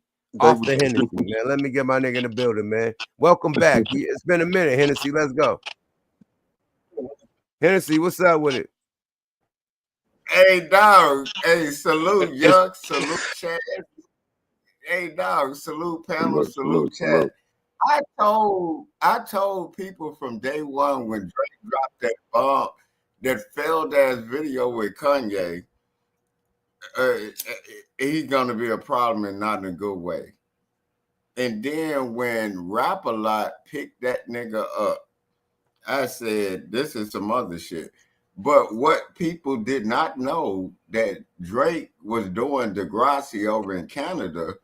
This nigga was doing gay scenes in that show. Then he ended up in a wheelchair. And then other people didn't know that. And then when, like, this nigga was literally doing that shit. And then he come over here and act like he a tough gangster. Nobody believed it. I'm going to just let that soak in for a minute. Because I'm like, goddamn, this nigga going to be a problem and not in a good way. And look what happened. Why is he not suing Degrassi? Because he did gay scenes. He did. He sued Degrassi for putting him in a wheelchair. Not that other scene. I seen the scene you talking about. He grabbed somebody butt cheeks. Yeah, somebody's shit. They was on the roof. He gave him. That wasn't the only one. He grabbed the nigga shit at a locker at a high school. Oh yeah, it was two scenes. Yeah, there was a locker scene. Yeah, you know what I'm talking about, right? Yeah, man, and that ain't alleged, man, but that was all on Degrassi. No, that ain't even alleged, my nigga. I said it ain't alleged. I said that's on all. So he did that, but that's when he was still standing up. He was cool with that, but once they put him in the wheelchair, he wanted to sue. That's crazy. So what did he do? Get his back blown out? So he was standing up. That nigga wasn't in the wheelchair grabbing ass cheeks. That nigga was standing up. He was standing up in them scenes. He was a pure walking nigga. So you was good with them scenes. The Rainbow Bright scene. Throwing Skittle and motherfucking fairy dust all around the Degrassi set. You was cool with that, but when they put you in a wheelchair, you want to sue. That's mainly. I ain't know. I forgot about that. That's crazy. So no, that's what I'm saying. So that means you got your back blown out by the industry. You in a wheelchair. Allegedly, bro. Like yeah. Don't. Yeah, allegedly, but he wasn't mad at the gay scenes, though. That's what I'm talking about. That ain't alleged. Greasy. Yeah, that ain't alleged. What you saying it is, dog? The greasy. The greasy. Y'all niggas crazy in the comments, man. How did this nigga go sue after he been taking jabs at? And then when they get back at him, he want to sue. How you gonna sit up and talk about you to knock down all these men and women, and then when they light your ass up on the mic when you're not really writing it, and you can't have no comeback because that's not in you to have a battle with somebody? Stop it. Let me ask you a question. Jew come in out of. But look. Not to cut you off, right? Let me ask y'all a question. If the shoe was on the other foot, hold on. Let me ask y'all a question, man. Hold on, Hennessy. Let me ask everybody on the panel a question. What if the shoe was on the other foot and push-ups was a super hit? Push-ups was like, they not like us. And then he doubled back with the Family Matters, and that go crazy. And then Kendrick don't put Not Like Us. He just do all the other songs. He just do Euphoria, and Not Like Us don't come out. What if Drake won this battle? Do you think he would sue if he won? Not at all. Not at all. Not at all. I don't think so. I think when Kendrick did that song "Family Matters." I think that was more potent. No, you They see, Not Like you're Us. drunk. That's Drake did the song "Family Matters." He did a song called "Meet the Grams." No, I'm not. See, all Yeah, right, man. Meet the Look, Grams. You know what? My bad. yeah, My bad. yeah, I'm mixing yeah. it up We because I was trying to think about what gotta you be were saying. correct But then. Meet the Grams was But look, better than. think before you speak. That's the key to speaking. Think before you speak, my nigga. Sometimes they just random blurt outs like, "Hey, man, family matters." Like, nah, my nigga. I'm thinking, but you're pushing too much at one time. All right, man. I asked God y'all damn what it! y'all I know think what with I'm the nigga saying. I'm Sue. just mixing No, up no, the no. You songs. like I said, you be off balance. I just asked you what the nigga Sue or not. You already gave your answer. Now let the rest of the panel answer. He definitely wouldn't have. He definitely wouldn't have sued. And it don't make sense to me. A motherfucker saying that I'm suing my record label because they're trying to kneecap my negotiations. If they was doing that, wouldn't it just make more sense for them to just not negotiate with you and cut you all the way the fuck off? Don't, Oh, am I But you tripping? got to remember they both don't bite the signed to hand the and same feed. person, Look, man, like I don't and like. that's what I took into consideration. Hold on, we gotta mute you, my And brother. If Let look, the panel talk, my brother. You gotta get muted. You can't be if interrupting the panel. It just seemed MJG, like what a you nigga. think about this shit after Network land is playing? Go ahead, Network. It just seemed like, man, a motherfucker didn't have no problems when he was the darling of the motherfucking record company. When a nigga, everything seemed to be going his way. It was no problem. Nigga riding high, top of the motherfucking world. But as soon as somebody else from that record label whoop your ass, now all of a sudden it's the record label's fault. Nigga, the record label didn't write Kendrick's raps. He definitely wouldn't have sued if it would have went the other way. even the whole thing, man, the lawsuit from the beginning, everything. How can you do it to Pusha T and then expose what you did? But like you beat Pusha T and everything else, but expose what you did because you lost in a rap battle. Music. That was it. It didn't go no farther. This is music. Now, allegedly, well, you know what I mean, whatever is coming out in the document, now you want to know about his personal life for real. I don't even know if this is real. Like the Matrix, we got to take this thing out the back of our neck or something because this is not music. This ain't hip hop. No other country, blues, metal, rock and roll. I don't give a fuck if it's bluegrass. You know what I mean? There ain't nobody beefing and then suing like this. This is unheard of in music. That's the biggest thing. Like that's the biggest uproar. Like it shouldn't even be going down. But because of the laws, like because of that, but like rappers, and I really meant that, man. Like, no, like you want to do that. What is that gonna prove? That you rap your truth? You know what you doing? Y'all know what he really doing. They can use lyrics like just think. All the shit people been talking, let alone on top of that, you opening little doors. That's why Young Thug, you know what I mean? Now you like that's what this look like. It seems like it's really trying to do on a bigger scale. Now you can use lyrics I don't care if it's civil or criminal. I'm just going there. This is how petty he is. But somebody, if he was to win, hopefully he don't, they can latch on to that and take it further. You know what I mean? Exposing the freedom of speech and expression and all that stuff. You know what I mean? We ain't going that deep, but this dude is weak, man. And talented, yeah, very talented. He can rap and act. He wasting that on this. I got to talk to him like Dr. Evil. He's wasting his time on this. You know what I mean? Get Sad. Mr. Bigglesworth out of here, man. It's over for him. Sad. And the fucked up part about it is he's trying to set a precedent. Because once it's been a precedent set to say, okay, we got a case that we can look back on now, to where motherfucker actually sued somebody for hurting their feelings and was successful at it. So then it's just gonna snowball.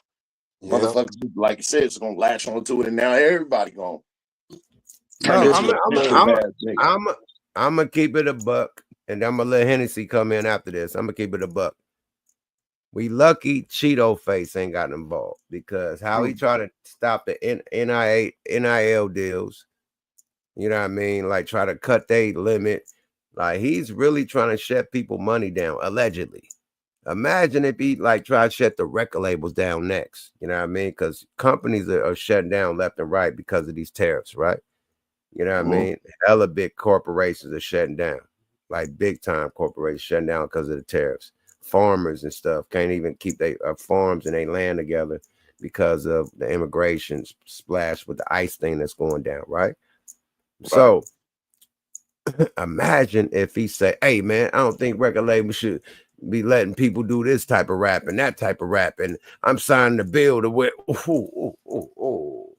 Like he executing a lot of power because he's getting comedians, you know, fired from late night television shows that's been on for decades. Now the show is gone because he didn't like what this comedian was saying about him. You dig? So Lord forbid he start trying to push, you know, lean his shoulder on the music shit. You dig? Yeah, and please don't think that it can't happen, because I think he's currently breaking a record for a bunch of shit that he lied to y'all and y'all voted for him about that y'all didn't think was gonna happen. It's happening. We here. It ain't no on the way, nigga. We here. That Project 2025 is happening in real time, and that ain't a legend.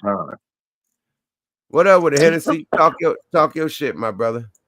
Hey, Yuck. I appreciate you talking about the farmer thing, because when people take flights, they never notice the canisters under the flight. So they killing the topsoil so they can import from other countries. But I just wanted to give you shots out for peeping that. And salute to Calico, and salute to G.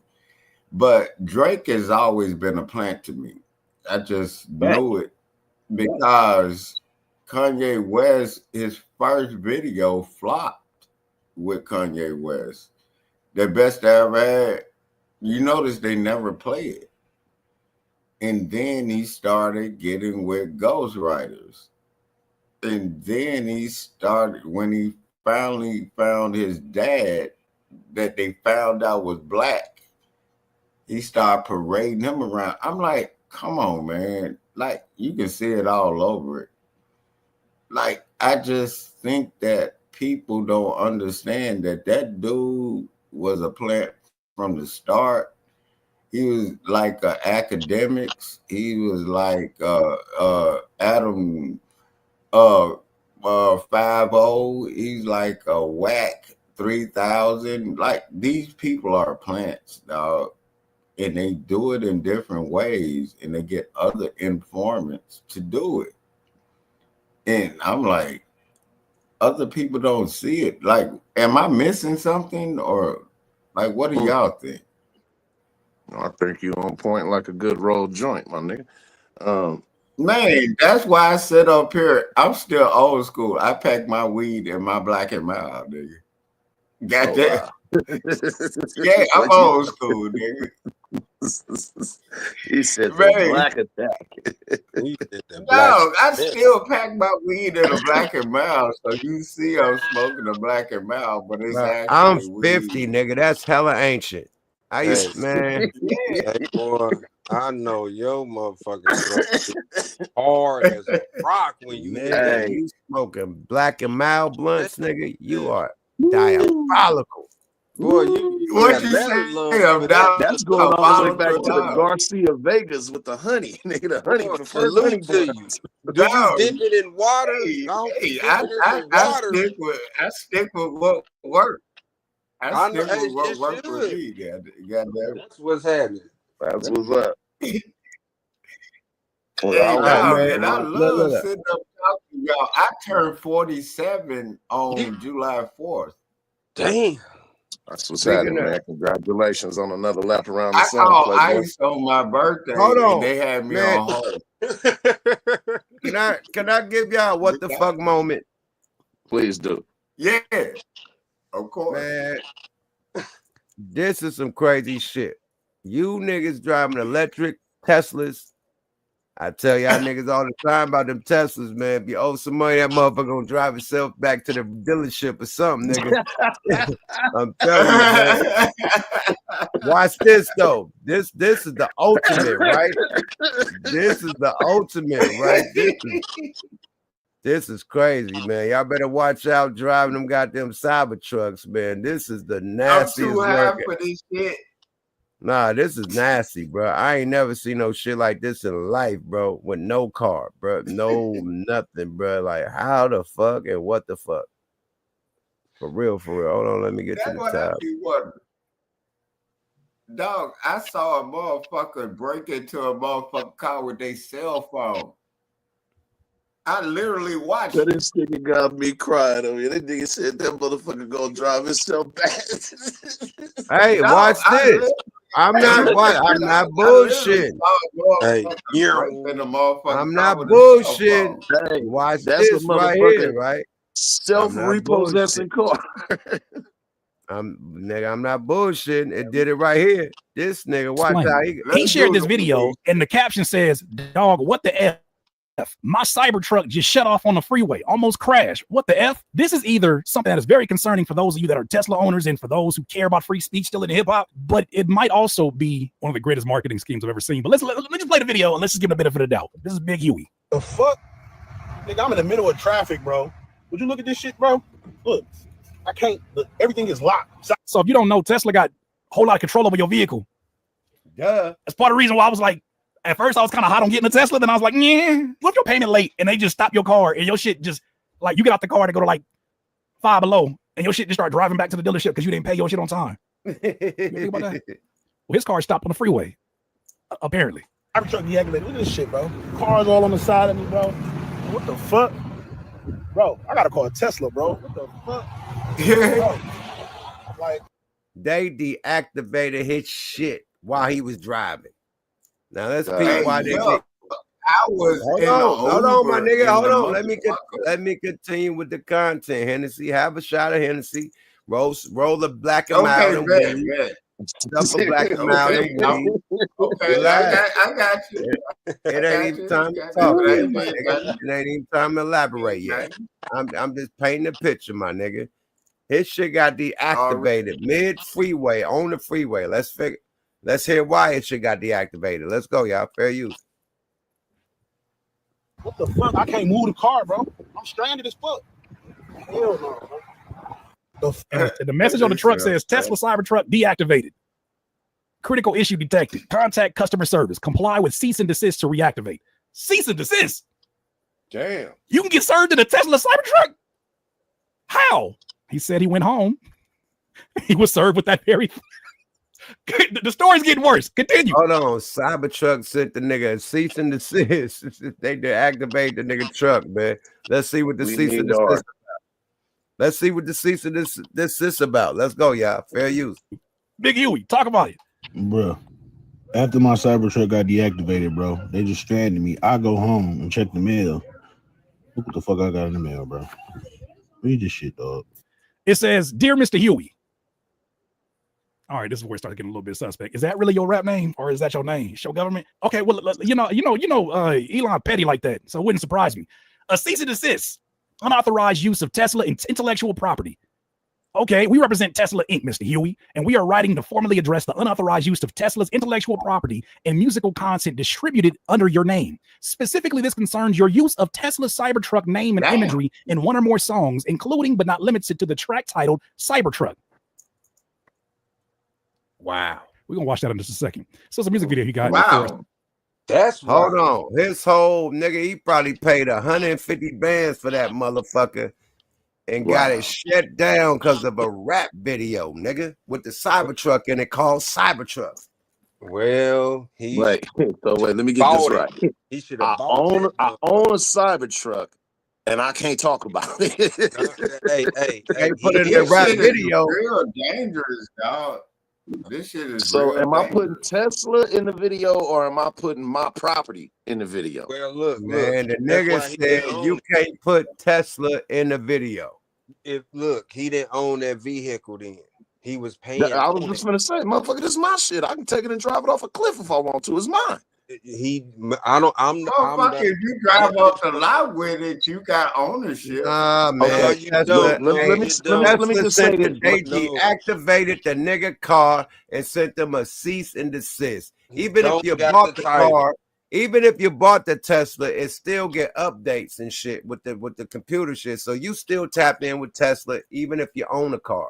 They still do updates on the car through the computer system. So you're tapped in as the owner of the Tesla, regardless if you own it or not.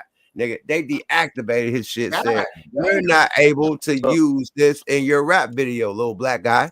Because So let me ask you this. I just want to make sure I'm or clear. likeness. A You Maybach. can't name your song Cybertruck. Sorry about that. Cybertruck. It didn't So have look, to hold on. be A Maybach costs more than a Cybertruck. I'm just make sure I'm correct. So you mean to tell me That's what I'm saying. Kanye and Jay-Z can make a video sawing one of them motherfuckers in half? And putting the motherfucking Mad Max Beyond Right Thunderdome on version that back together. And a nigga make a rap and just say, nigga, it's called Cybertruck, and you sending me at the cease and desist about my shit? He don't got to deal with Yeah, okay, nigga. I'll tell you, we finna cease and desist everything. Give me my I'm motherfucking money back. agreeing with him on this. Give me my money back, nigga. Man, this is a real what the fuck, if man. you go, Let's hear the so rest though. if they do that to you, can you get your money back? No, Let's look, hear what he does. he Hear didn't what he do. own it. He owned it anyway. He must he was either leasing. That's Right. got to be against the lease agreement. He definitely was leasing. If you owned it, they can't do that to you. I don't think. But if you leasing, right? Look, this is like if your pictures on Facebook. We signed it all away so they can use the pictures or the likeness. He didn't do that with them. You know what I'm saying? Like, that's why the dude with Trump, the little dude Aiden Ross, you see, he didn't get in trouble, and he had Trump with him. But you know why? That's what I'm talking. He didn't do that, and then they It's a billionaires boys club. Come on, man. And somebody then they said even know he made a song. the Tesla called trucks got Cybertruck. conduct rules. Right. Yeah. Well, I don't want to buy anything with me under the assumption of owning it, and it's not mine, it's ours. You can just keep it. I'll go spend my money with some shit that's gonna be mine. That just showed that the Tesla is y'all's, nigga. They could say, hey, deactivate. They could blurp your shit. They could blitz you anytime they want. Even with you owning that motherfucker, they could shut your shit down like, you're not in compliance of the rules. Hey, Like, guess what they called the truck though? They called it intellectual property. And I know Calico gonna look that up, but look, intellectual property is what you think about, like that. You know what I mean? And you can This use nigga that. using big words around white people. The truck, they called the truck intellectual property, my nigga. And then how they got him know you cannot use our IP on your little rap video, little dusty rap guy. Let's go. Not even your thoughts. Hey man, we gonna blurp that shit mid freeway. It didn't even get a nigga off the freeway, pulled him over, like take over the drive and pull him safe. It did that shit mid freeway in traffic. Like that nigga could have had a crash, all types of shit, man. Let's go, fair use. A song called Cybertruck. So they're saying because you got that our imagery in your video, and we don't agree with something in the video, follow it, because it might have already got debunked, but we'll see. Our records show that a Tesla Cybertruck associated with the VIN was previously registered under your name or in your possession. Please be advised that this vehicle has been remotely deactivated due to violations of Tesla's terms of use. Ain't no way that's in the terms of use. Don't make music videos without shit in it. That better not be in the terms of use of a Tesla. I'll be down.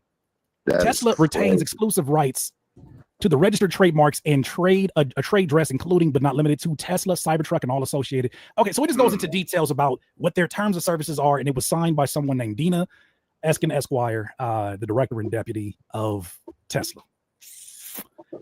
Well, it's some things that's a little bit questionable, but look what it's gotten us doing right now. It's got us watching a video right now from an artist named Big Huey, because the question you all got that I got is, the hell did you say in this song? Well, here's a song. It's called Cybertruck by Big Huey. All right, I'm about to put it on Blurpy, you know, because I don't want to get blurred with no music. But y'all go look at that on your own time. Nah, I'm gonna show you. I'm gonna show you the usage I got in the Cybertruck in the video. He got a Cybertruck in sideways on some AI shit. Now that's his Cybertruck. He got the cheapest little bullshit video in life, my nigga. And they on it. Look at the little bullshit. Yo, was you hating on this nigga at this point? I wasn't hating, but that's a little cheap ass. That's the cheapest video in life, man. Look at the come on, bro. How cheap was it? Hey man, Tesla is not gonna sue you. That nigga paid $200 for that video, my nigga. What you said? He paid the nigga did the video for free, man. He like, I got a camera, man. That's a nice video, nigga. That's a free video, man. He ain't pay nothing. He probably owed the nigga that shot the video. Hey man, he got that Cybertruck just to do the video. He had to. Nah, the nigga said it. He shot that bitch on the iPhone. Facts. That look like an iPhone video. That's what I just said, nigga. That's an iPhone video. But damn, you should that money you got in your hand. You should have paid the Tesla. I think the nigga. Man, they hella mad at this nigga. Like, don't be disrespecting our Cybertruck with that little cheap ass video, my nigga. Like, they blurped the nigga on the freeway because of that cheap ass video. Like, you can't do us like that, bro. But you know what's crazy? I don't think it's real now. No, nigga, Sauce Walker got a video in his Cybertruck. Yeah, it ain't called. 2 Chainz. Hella niggas got videos in their Cybertruck, but it ain't called Cybertruck, my nigga. And it's dope video. Maybe that's the difference. The title of the song. Nope. Young say that nigga shot it for 200. I say the nigga owed the nigga that shot the video. I'm telling you. I think that's why Tesla did it. Hard, and I think the nigga owed the nigga that shot the video. Shit like that. Look, nigga, I think that if a motherfucker with a 10-gallon cowboy hat and the Dixie Chicks was riding around that motherfucker, it wouldn't have been a letter sent, a car cut off. 9 gallons. None of that shit. Like, Walker had one, man. I'm gonna keep it a buck. I'm gonna keep it a buck, y'all. It looked like Back to the Future. It looked like that nigga came from the pure 90s and did a video with a Cybertruck from right now. It looked like that nigga came from the pure 90s with a Cybertruck from nowadays. Back to the Future. They got that white tee on. And they got that white tee on that come down all the way below his pockets. That's why I said the nigga looked like he came from the 90s and shot a video in front of a futuristic truck. And they sent him a letter in his rack name. Look at this shit. Yeah, I smell a rat. I smell a rat on that. Like, they're not gonna send no legal documentation to no rap name. They're gonna send it to your government name. No, Mr. Huey. Is, but and then you said that the letter was sent by somebody that was part of the director's department, but their last part of their name included Esquire. Esquire is normally a title that's given to lawyers. All the lawyers look like they shot that video and they had to do it. Well, the letter had to come. If you got a cease and desist, it had to come from a lawyer. You know? Yeah, I mean that's what's up, but I wonder how many other rappers got cease and desist letters for a video that and I ain't knocking him for what, you know what I mean. Kudos to you, you know what I mean. But I don't know how many people seen Nigga, it. Otis would have never came out. But Tesla, right? And they destroyed. That's what I was saying. Otis would have never came out. But this is the Cybertruck. Y'all talking about two different shit. Elon ain't playing no games with you little black rap niggas. Like it wasn't. You bet not never name a song Cybertruck. If it ain't Kendrick Lamar, if it ain't the top star in this shit or Drake, man, you better not touch our shit with that Soul Train. motherfucking BT. What this shit called, man? Source Awards bullshit. Soul B Bond show ass Hey, video. but man. did y'all forget about Train. Walking Like I Talk It with Migos and Drake doing Soul Train? Yeah, Did y'all look here, forget Soul about Train. that? Don't you tear up my Tesla truck. Look, Man, man. that old ass. You got them, and then when they did Otis, and then they cut up a Maybach, they were making a statement like, y'all know what I'm talking about. I know they were Mercedes making a did that. statement, That but look I'm like saying Drake. Mercedes did that. that look like my nigga Lil Troy from Houston. Baller, shot caller, rolling I was on just gonna blade, say 20 that. year Dog, Impala. you heard Golden Shot Caller, Baller he getting had- red tonight. He had I 25 swear he look lighters like in Lil his truck. Troy High with getting a lit cyber truck in tonight. the It's the back. highway. Nigga, You know 25 what? how many lighters off niggas? I that mean, truck. let's But really no, look at the let's look at song this is shit for Hey, what it hey, is, tell though, us. Yuck, my hey, nigga. Yuck, you No, know, I hey, can't Yuck, play no music on my shit, but go hey, look Yuck, at the I don't know page. if That you know hold this, on, but let me they land, my love nigga. you here in Houston, Hold dog. on, bro. Let me land, my nigga. You got a mouthful of like Hennessy and shit that you want to just spill out. Let me land, my nigga. That nigga, Lil Troy, he got the same outfit and everything, the glasses, the whole shit, the body shape, everything. That's what made me Don't say talk he looked down, like dog. it. And no, but the difference between him, Lil Troy song was a hit. That nigga's song is Garbiante. I ain't play that garbage shit, boy. That nigga got the most garbage Tesla song in life. Boy, that's why the nigga Elon really got mad. Like, it's Garbiante, my nigga. It's super garbage. Like, Triple platinum. I'm talking about quadruple wood I'm on records. that Like, that shit is bullshit. wood shop. That nigga ain't doing he ain't doing no platinum, no Wood nothing shop metal. records. All You wood said he shop. going all dirt. Wood shop records. Hey, I'm on that bullshit. I like when Yuck did the video Disengage. I'm on that bullshit. Ah, I'm man, on why that you bringing up bullshit. the old Yuck, shit, dog. man? I ain't got shit to do with This Tesla, nigga my say, nigga. why you Man, bringing up the old shit? But I'm just saying the nah, way you that's Man, what did he it, that's shifted the ancient conversation. shit. That's shit from 20 years ago, my nigga. Like, nigga, the Yeah, beat was jamming and you we jammed on talking them about motherfuckers. this nigga getting sent to cease and desist letter. But again, think about it. This is oh, a motherfucker who got a Dog. special. This is a motherfucker that got a special privilege, which says that. And this is coming from the president. You can fuck up, violate, and vandalize any other car in the world, in America. But if you fuck around and vandalize a Tesla, nigga, automatic 20 years.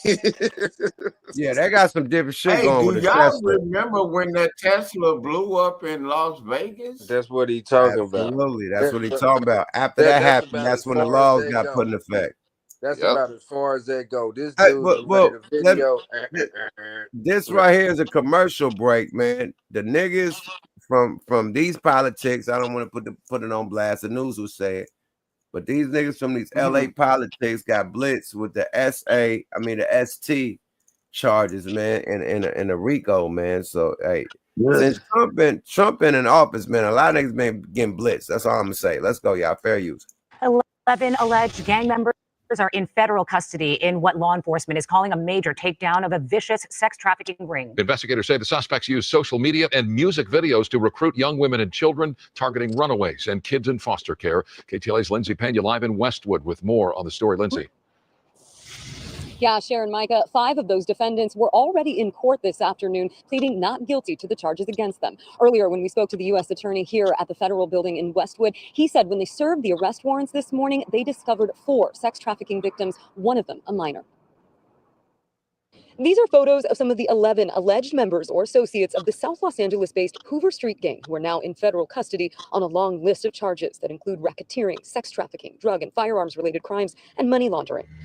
Sky 5 was overhead as arrests were being made at a motel early Wednesday morning. They were branding these young women. They were raping them. They were abusing them. They were drugging them. Just horrific acts. U.S. Attorney Bill Essayli saying many times the gang recruited victims through social media. This Hoover gang, they portray a lifestyle of wealth, of power, of violence, and they use that to actually lure women into that lifestyle. They think it's going to be glamorous. A 31-count indictment details the years-long case against the defendants who allegedly operated in the Figueroa corridor, known as a human trafficking hotbed. The lead defendant is a woman. She goes by Lady Duck, and she was out there recruiting these young women, children as young as 14 years old, into sex trafficking and really selling other humans. It's the worst kind of crime out there. According to the indictment, at one point, a 14-year-old girl was trafficked for at least 3 days in a row at a South LA motel.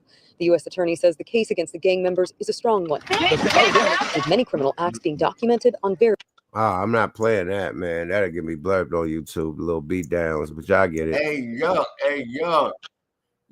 That is the really part of it that fucks with me. 14 years old, she's a girl, and they think that that's cool. But in their country, it's legal.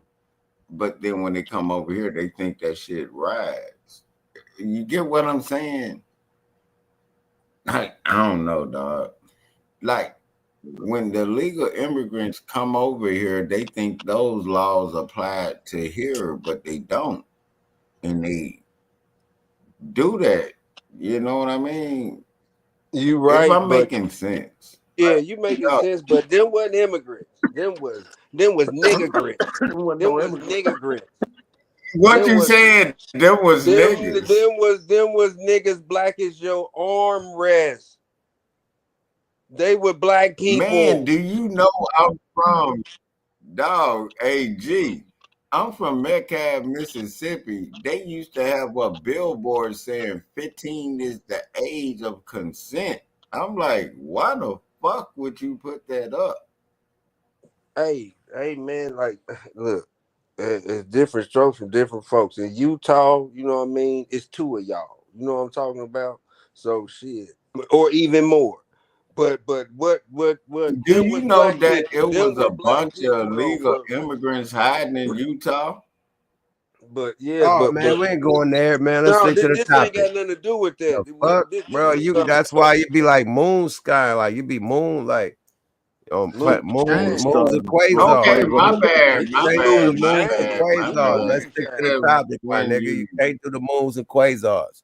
Boy, my bad. Now you already spoke. You already spoke. You already spoke, my nigga. Link I sent you earlier. Let the rest of the panel speak. What you say? You get the link I sent you earlier, old Dr. Homeboy. Yeah, we doing that next. Okay. Yeah. Hey man, listen, man. With the shit that's going on with them blitzing these cats, I'm gonna tell people like this: the shit that Trump just signed about taking over the police force and putting military on the street in Washington, D.C. Some may say, okay, well, that's different because that's a federal district. It's not really a state. It's not really part of Maryland. It's just its own federal district. Let's not be confused. He's already stated that that's the template. That's the starting block for what we're going to do further in L.A., in Oakland, in motherfucking not only DC, but New York. Chicago was mentioned about replacing the police altogether and doing something that's constitutionally illegal, which is utilizing the motherfucking U.S. military against its own citizens. Project 2025. Hey, Calico. He's saying that because he's saying that because all the police claim they don't have money to deal with the homeless and everything else is going on around, you know what I mean? So where the homeless? Where they gonna put the homeless in Alcatraz Island, Alligator Island? And look and see the Alligator Alcatraz. Alligator Alcatraz. Right. The whole thing about it though, them homeless people been around DC since Biden, since Obama, since Bush, since Little Bush. You know what I mean? It's always been there. If you ever went to DC, all you gotta do is go around the corner. That homeless shit been in DC way before, rampant. If you've been to DC, nigga, the projects is right around the corner from the White House, nigga. So 5 blocks from the White House is the projects, nigga. Which was gonna bring up my next question, which is outside of Capitol Hill, what is the majority makeup demographically of Washington, D.C.? AKA, Chocolate City. Chocolate City. You already know. And look, outside of them double letters and all that shit they was talking about, you had Mayor Marion Barry. You know what I You mean? know Like, what happened the last time that a president, or the first time when Nixon was actually the one who was the first president? You know what happened when the last time a president said a war on crime, right? hey man, it ain't stopped. AKA. Can I say this? Can I say Joe this though? Biden Am I imagining Hold something, on. or Let is DC me is land right on? quick while we on this topic, right quick, because I know you about the moon and quasar and take it somewhere else. While we still on this topic about the Militarization. There you go. militarization of the police in DC. Let's not forget. Let's not forget that this is actually, like you said, it's the war on. Now you got the ICE going after the migrants. Now this is what's going after the black people. So recently, as of I guess today, you've seen the Trump, the people, National Guard, whatever, the army troops is going through the hood, questioning people on a porch. You got ID, what you doing right here? Like, I'm trying to keep crime safe. Like, this normal people ain't even doing shit. Just let me see your ID. Do you live here? Like, make sure they live. Like, there's people just hanging out in front of their house. They harassing people. So now this is the blitz on black people. You dig? So like Calico said, it's not only gonna happen in LA, Chicago, but all the motherfucking Democrat states, basically. Now you got Republican states that have more crime than anyone. But now they want to blitz the Democrat states because now, he's trying to crush the Democrats, period. He want to fire, but he can't. Democrats got voted in. But instead of firing, okay, I'm going to put the motherfucking National Guard, I'm a federalize, you know what I mean? Or militarize, you know what I mean? The police out there and put the pressure on y'all. Make the citizens rebel, this, that, and the third. And they're going to go against y'all. Now we're gonna put our Republicans and replacing them when they rebel against y'all, just to get the police because now you're gonna notice that the Republican states ain't got that. So now you want California to be Republican just to get these motherfuckers up out of here. You get it? It's a chess game. You dig? They gave away all the money. Look, they gave the money to Can I them. respond to what you just said? They gave the money to them, and Because then I've been it's saying reversed. this You the gotta get it whole back. time. It's been a whole play since COVID. Yeah, And definitely been a play. It's been a whole play since COVID. Republicans and Democrats. No, don't say that. Democrats Don't say this. Just say C19. You know what I mean? The jabby jab. Don't really throw that out there, bro. Because now at the bottom of my I say podcast, it's been a play. Well, I'm a reword. you already said what you said. You Been a already said play what you since. said. You already no. You said what you said. Now continue. I think I agree with everything you just said.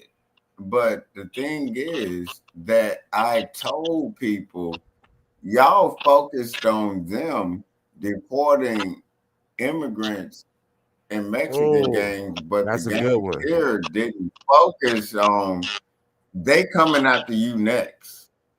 What are you? That's what I was saying. Look. I gotta answer this. Look. They asked me a question, and I have to answer, and I got to stand on business. They said, "Yup, talk about how you misled these people to vote for this." No. Let me answer. Let me stand on business. You absolutely right. I had my motherfucking Trump pom-poms on. I ain't gonna lie. I was a sucker, you know what I mean, on some sucker shit. And I thought that this nigga was gonna bring it back to 2019, 2018, 2017 when he was in office, because that's the last time I remember having fun in America. 2018, 2019. And then after 2019, 2020 came, He brought back the feeling. Hold on, my nigga. The world just flipped on top of his head. It ain't the same no more since 2019. So the last nigga that was in office since 2019 was Trump. So I'm like, okay, we need to get back to 2019. Niggas having money, niggas is bubbling up, doing they 1-2, nigga. It was lit, nigga. Everybody was rich. You feel me? So that's why I was supporting the nigga. And Biden was sleeping everywhere and shit, falling asleep on the beach, falling asleep in conferences and shit, meetings and shit. stuttering, and we couldn't even hear what the nigga was saying. So, and then Kamala, she was so on her race shit. One day she Indian, one day she black, one day she country, one day she from the hood. Like, she was just doing too much shit, too much catting off to where I couldn't get behind that. So Trump, I'm like, okay, this nigga own casinos, this nigga own this, and you go over there to, the Kremlin over there in Russia, man. That boy Putin owns shit. You go over there to North Korea, them boys own shit. You go to, China, them boys own shit. Like they showing big shit. You go to Dubai, them niggas own shit. You come to America, Trump owns shit. He got Trump towers, he got Trump casinos. He owns shit.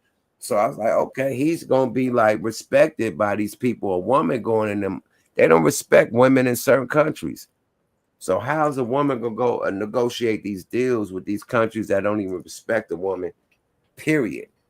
You know what I mean? So I'm like, okay, Trump could go there, negotiate. Him and Putin, they cool. He gonna stop the war. I fell for the banana in the tailpipe. Basically, no Frank Ocean. And yo, hey, yo. No. And let me end it on. Hold on, Hennessy. Hold on, Hennessy. Real quick. Let me end what I gotta mute you, bro.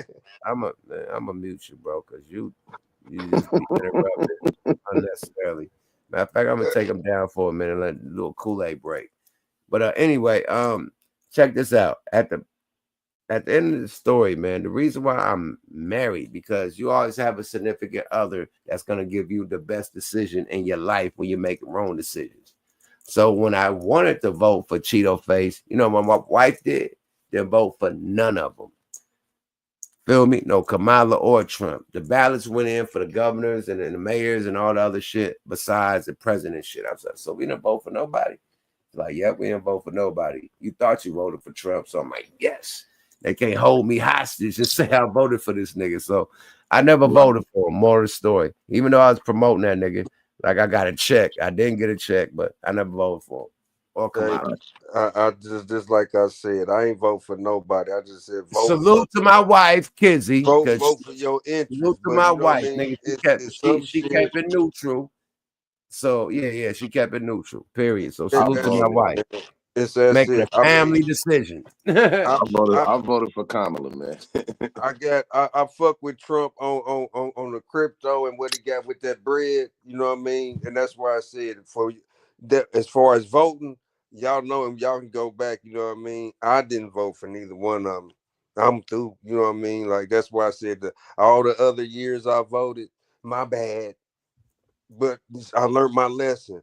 Because that's why I keep saying, don't fall for the banana in the tailpipe, man. Like where they gonna take us back to? The hood? Where we gonna take us back to where we came from? Yuck ain't going nowhere. Calico ain't going nowhere. You ain't gonna take you back to Oakland you know what I mean? No. You know what I mean? Like that's what I'm saying, man. It's all it is just money, fam. And then like he's a showman. We got a TV show dude for a president. Let that sink in. You're fired. Let that sink in. And all it is, man, it's the fakest fear factor that don't work on me no more. Like, like all I'm looking it's at. the realest fear factor in life. But it's fake. Like he's really he's really cutting off a lot of shit. You know what I mean? Like he's cutting off a lot of shit. You know what I mean? Like what Calico said, that Project 2025 is right really now in pure effect, and we witnessing this shit. This nigga don't know half the bills. The press be asking like, oh, what about this bill? Do you know this, that? That nigga just signed it. I don't know about that. I never heard about that. But you just signed this shit into law. You don't know the particulars of the bill that you signed into law. He's a fucking puppet, my nigga. That's why I be hold on. The deal is for him to run it up. That's why he's able to get his coin. That's why he's able to go get these investments and able to get a whole plane. We're gonna let you run it up, but you are a puppet, nigga. This is how we want it, and we're gonna take it back to the 1930s. We're gonna break America. We're gonna have motherfuckers doing farming again, all that shit, nigga. They trying to break America, my nigga. They trying to break the middle class, the low class, in between. If you ain't a billionaire, they trying to break the millionaires, nigga. If you ain't a billionaire, good luck. Hey man, America been broke. Y'all know who own America? We done They been through trying to this break before. us all, my nigga. If you don't see America is that owned play, by China and the anyway. purpose breaking us all is to have us working for them all. You dig? Either you gonna work for them and it ain't no jobs, or you Or you gonna gonna be work broke. for them and it ain't no jobs. You know what I Man, mean? Like, listen.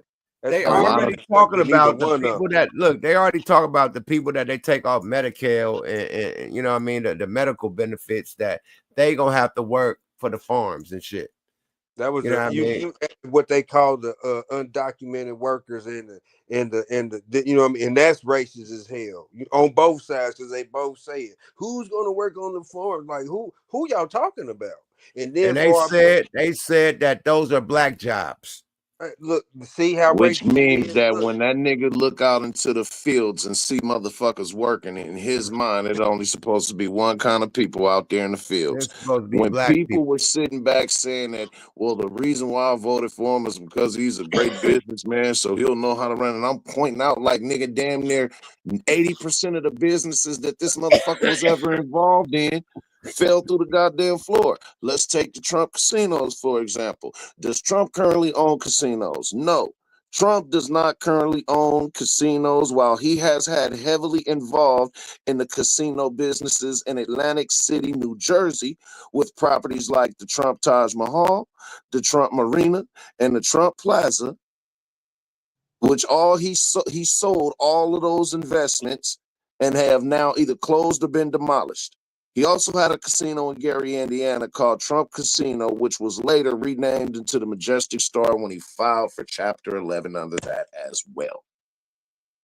So he This don't even own. motherfucker is So he only don't even good. own the Trump casinos. no, Hell they been no. he sold the Taj Nigga, Mahal that way shit back in got the closed early down when 2000s.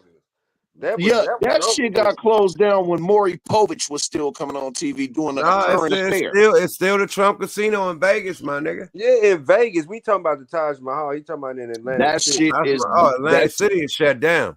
Yeah, listen. that been through. But the point is, man, like all that is, man, like what he doing is lining his pockets, just like all of them did, and they Okay, using boom. his propaganda and all that too. You know what I mean? For this, that's it. You know what I mean? Because everything needs money. The info he put out, the goofy shit he say that don't make no sense, the executive orders that really don't be meaning nothing. Because I'll be watching them press conferences, I'll be like, this is wild, man. Nah, they mean something, my No, nigga. yeah, but Like what look, you mean don't what mean I'm nothing? saying Them is, mothers Well, it says right here, no, Trump does not own Trump has not owned or currently owns any casino in Las Vegas. The Trump International Hotel and Tower in Las Vegas is a luxury hotel on the Strip, but it is a non-gaming hotel, meaning that it does not have a casino. Oh wow. Uzi, not Uzi, Vert. What this nigga's good at is putting what niggas from where we from back in the days called nigga, you putting 2 on the 10. Hey, right on top of what was already had something on it. You feel me? Man, You putting guns on the 10. let's address the elephant in the room. That nigga be Big lying like a Tuesday. motherfucker, Hey bro. man, That nigga Baba. said, hold on. That nigga said inflation is up, is down 1,500%, 1,200%, 2,000%. Like, where you get these percentages from? That Yeah, nigga said when that 1,500, 2,000, 1,200, 1,000%. It's about 100% is the highest. Where his percentages come from? That nigga said 2,000%. Like where that this nigga's when that crazy, nigga my start nigga.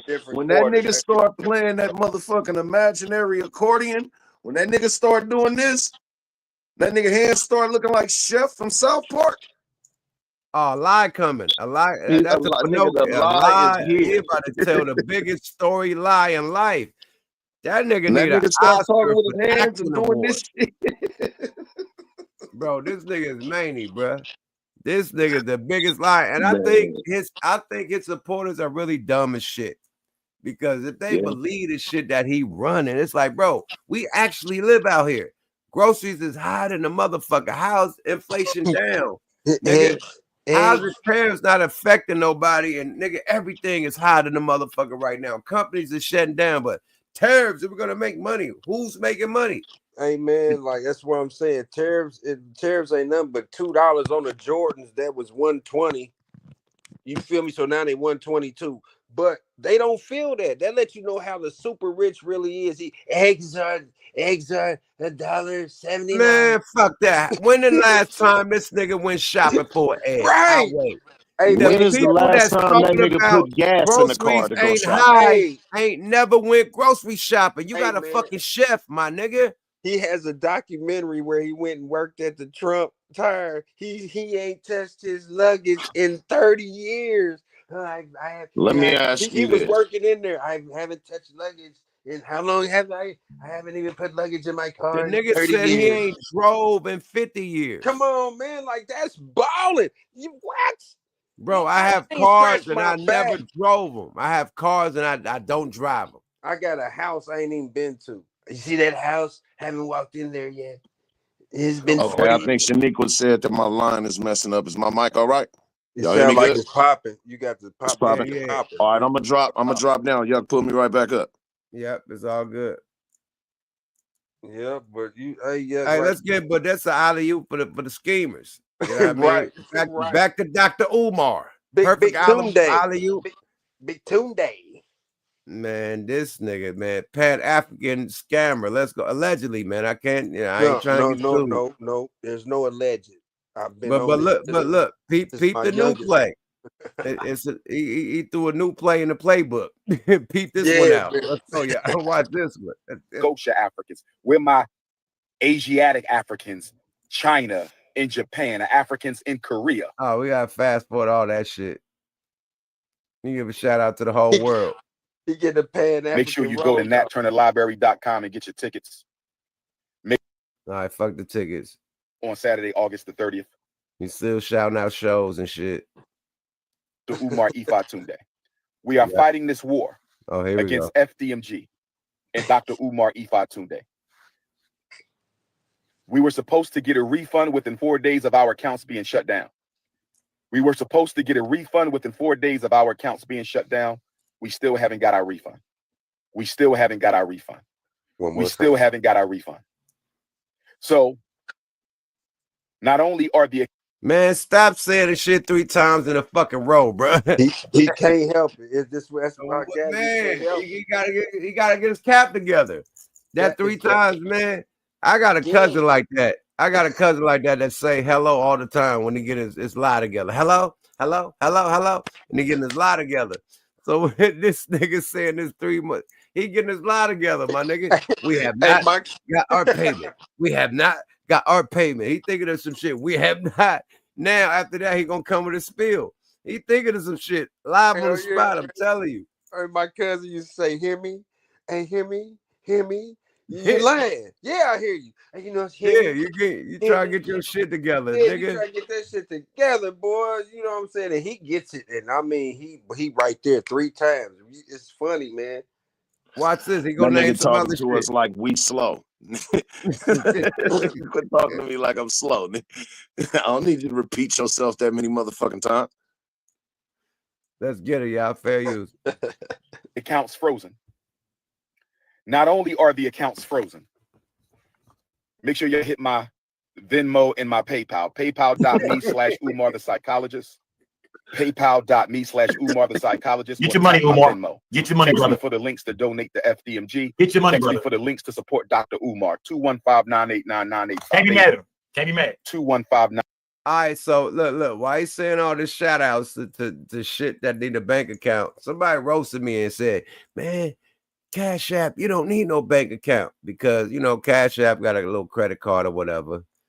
Right. But you still need a bank account for the money to go in, my nigga. The money don't go into the credit card, my nigga. So niggas trying to roast me like, you don't need a bank account for Cash App. Since when? No, see what the difference is that it can be both connected to a bank account, but you can also deposit up to, I believe it's like $2,000 or I think it's like $20,000 within a month. Directly, like you could, like, let's say if I had $20,000 in cash, I can go to wherever it is that I can load up money on Cash App, 7-Eleven or whatever, and use my phone to go to the app and have them scan the barcode, and I can add money into whatever account. I can add it into my Oh, account. so Cash App And is then, could be a bank account. Yeah, yeah, I can basically load money onto my card or onto my app and then send it directly to him. If he has a But debit card, if he has a so Cash App, hold on. You log in to Cash App without no bank account? Yeah. That's what I'm. Yeah. Yeah. You don't have to have a bank account in order to have a Cash App. I mean, you can not no more. You can connect because they just passed all them laws. That's what I'm saying. That's, you know what I mean. But he ain't got nothing. He has nothing. Right. No, the only reason Okay, why I know so that, but look. He said PayPal. PayPal, you need a bank account for that. But now you don't. He's not mentioning Cash App. No, PayPal, you need a bank account it's the because same it got to thing. be It's the approved. same thing, yeah. Now, No, on it's the same PayPal, it thing. has Yeah. to be approved. Your transaction got to be approved. Or But I ain't look, gonna even put it through on don't PayPal. matter. They If got you their have own that, account and route listen. number. Let me PayPal just got say their this. own account and route number. So That's all they only gotta do. if. Go ahead. That's Go ahead. That's only if you connect Cash App, PayPal, Venmo, all of those different apps have their own bank card, their own debit card. Right. That he can basically order the debit card. It comes to him, right? Now, anybody that has or wants to go deposit money into their account and send it to him, because he has, like, let's say, for instance, PayPal.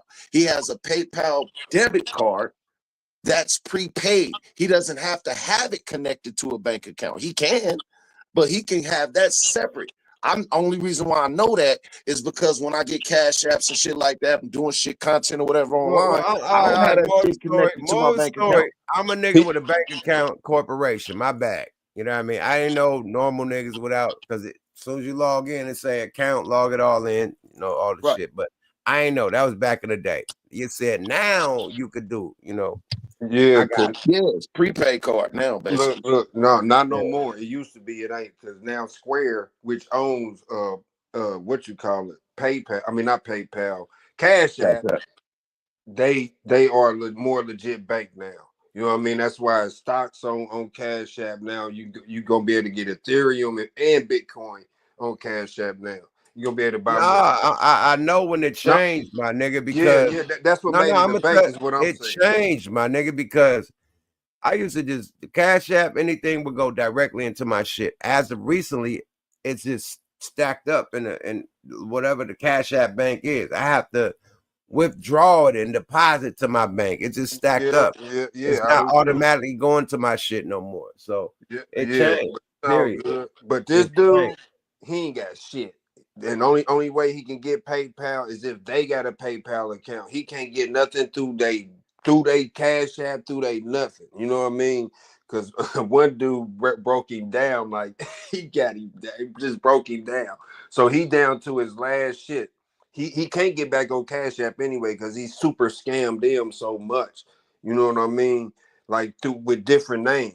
That's why if you go back and look, and I wanted to talk to Calico about it, how long he been on him, because I've been on him for a minute. You know what I mean? Shit, I mean, about for a minute. I had a Cash App card for like fucking at least 8 years. Look, this dude been 7, opening 8 this years. school every August the 25th or something going on every the 25th. So he asked for money, and I was watching him because it was a lot of people around me, you know, black dudes could preach because he got a good tongue, you know, silver tongue devil. But I said, like I said, man, like it don't take that long to open no school. And then I said, why he doing a brick and mortar? You know what I mean? Go online. The end. You get everybody all over the world if you paying African education and don't like exploiting black people or brown people or whoever. And I was watching y'all the other night when they did the drive-by of the school. I look like he clean. He looked like, man, I wanted to get on there so bad and say that shit's old. And y'all looking across the street, is 2 parts of that. One side of the street he ain't even messed with. And he had old ladies painting that building, y'all. And he made them pay him, donate to go paint. Then they went inside. And he did it again. That dude is horrible. Like, hey man, he works. He worse than the motherfucker that got the bad sack. But see, you know what's the fucked up part about it? Hey, thank you, sis. I see it, Shaniqua. Yeah, I had to fix my mic. The fucked up part about it is now, and Yuck played some shit the other day about this cat, and it was some dude on here who had made a very good point that was commenting on it, who was like, bro, he know the grift is almost up. So what the niggas trying to do now, I believe it was urban politicians. Shout out to them. He said he's setting it up now with saying that the banks is freezing all this shit.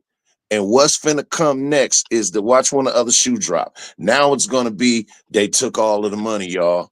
But hey, if you can donate to me, because if you notice, go back like 3-5 seconds, Yuck, of Hold on. Let it keep going. We ain't Right, got no you 5 right, seconds. No, right. I only want you to go back just a couple of seconds for a reason. I want you to notice how he said if you want to send the money to the school or if you want to support me. Now, putting it in that wording, if they was to send him money under the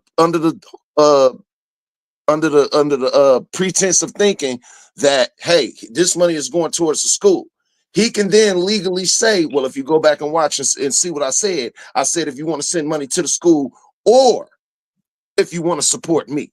All right, let's see if he said it. Let's go. PayPal.me/Umar the psychologist. Get your money, Umar. Get your money, Text me brother. for the links to donate to FDMG. Get your money, Text brother. me for the links to support Dr. Umar. 215-989-9858. Damn. You said the links to the FMG and the link to support Dr. Umar. He said that. Bam. But look. If you read that motherfucking what's the name, just read. Look, it's a treatment dispute the racist and discriminatory. That's not the number to Wilmington. That's a number to his PayPal to get that bread. Come on, man. Look, Let's go. Let's continue. Let's continue though. Real street motherfucker like and you know what I mean, or been around. You got listen to the gift of gab. You gotta know it when you hear it. You gotta see it when you gotta know it when you see it. Let's go, y'all. Cannot believe it. Man, this nigga is a 3-car Molly nigga on the back of the AC Transit, man. Let's Come stop on, playing. man. Come on, bro. I called him Fair a use. Can't be mad. 215-989-9858. On August the 5th, brothers and sisters. On August the 5th, the city of Wilmington, Delaware, took out a notice to auction off the Frederick Douglass and Marcus Garvey Academy campus for unpaid vacant property registration fees. I repeat, on August the 5th, the city of Wilmington, Delaware, took out a lien to auction off the campus we bought, the campus we've been working on for 6.5 years. I was not notified of this. Man, let's look up vacant property fees, man. Now it's if you're in this shit, how is it vacant property fees? Because there's not nothing active going on in the building. And in it, there's no nothing's occupying the building. Nothing. I told Well, y'all. he paying the fucking building. He paying the bills and he paying the building. Like he ain't paid them bills in 10 years, man. He owed like 30,000 for one building and like 16,000 for another building, man. Like, you know why? Because the money been going to him. Hey, do y'all know how much money he got in just the last 10 years? Like 2-point-something million, man. If you don't think this nigga got some whole other separate money tucked away, he don't. He ain't worried about the money that he's allegedly losing. Hey. He's trying to go for the gusto because he know it's almost up. He already got a nest egg put up. He ain't got it. I'm a shout that out nigga to ain't got no nest egg put up doing this right no, now. He don't. If you want to know the real scoop, it's a dude named Lennon Honor. We don't shout out nobody else channel, but you want to get watch him. Watch Lennon Honor.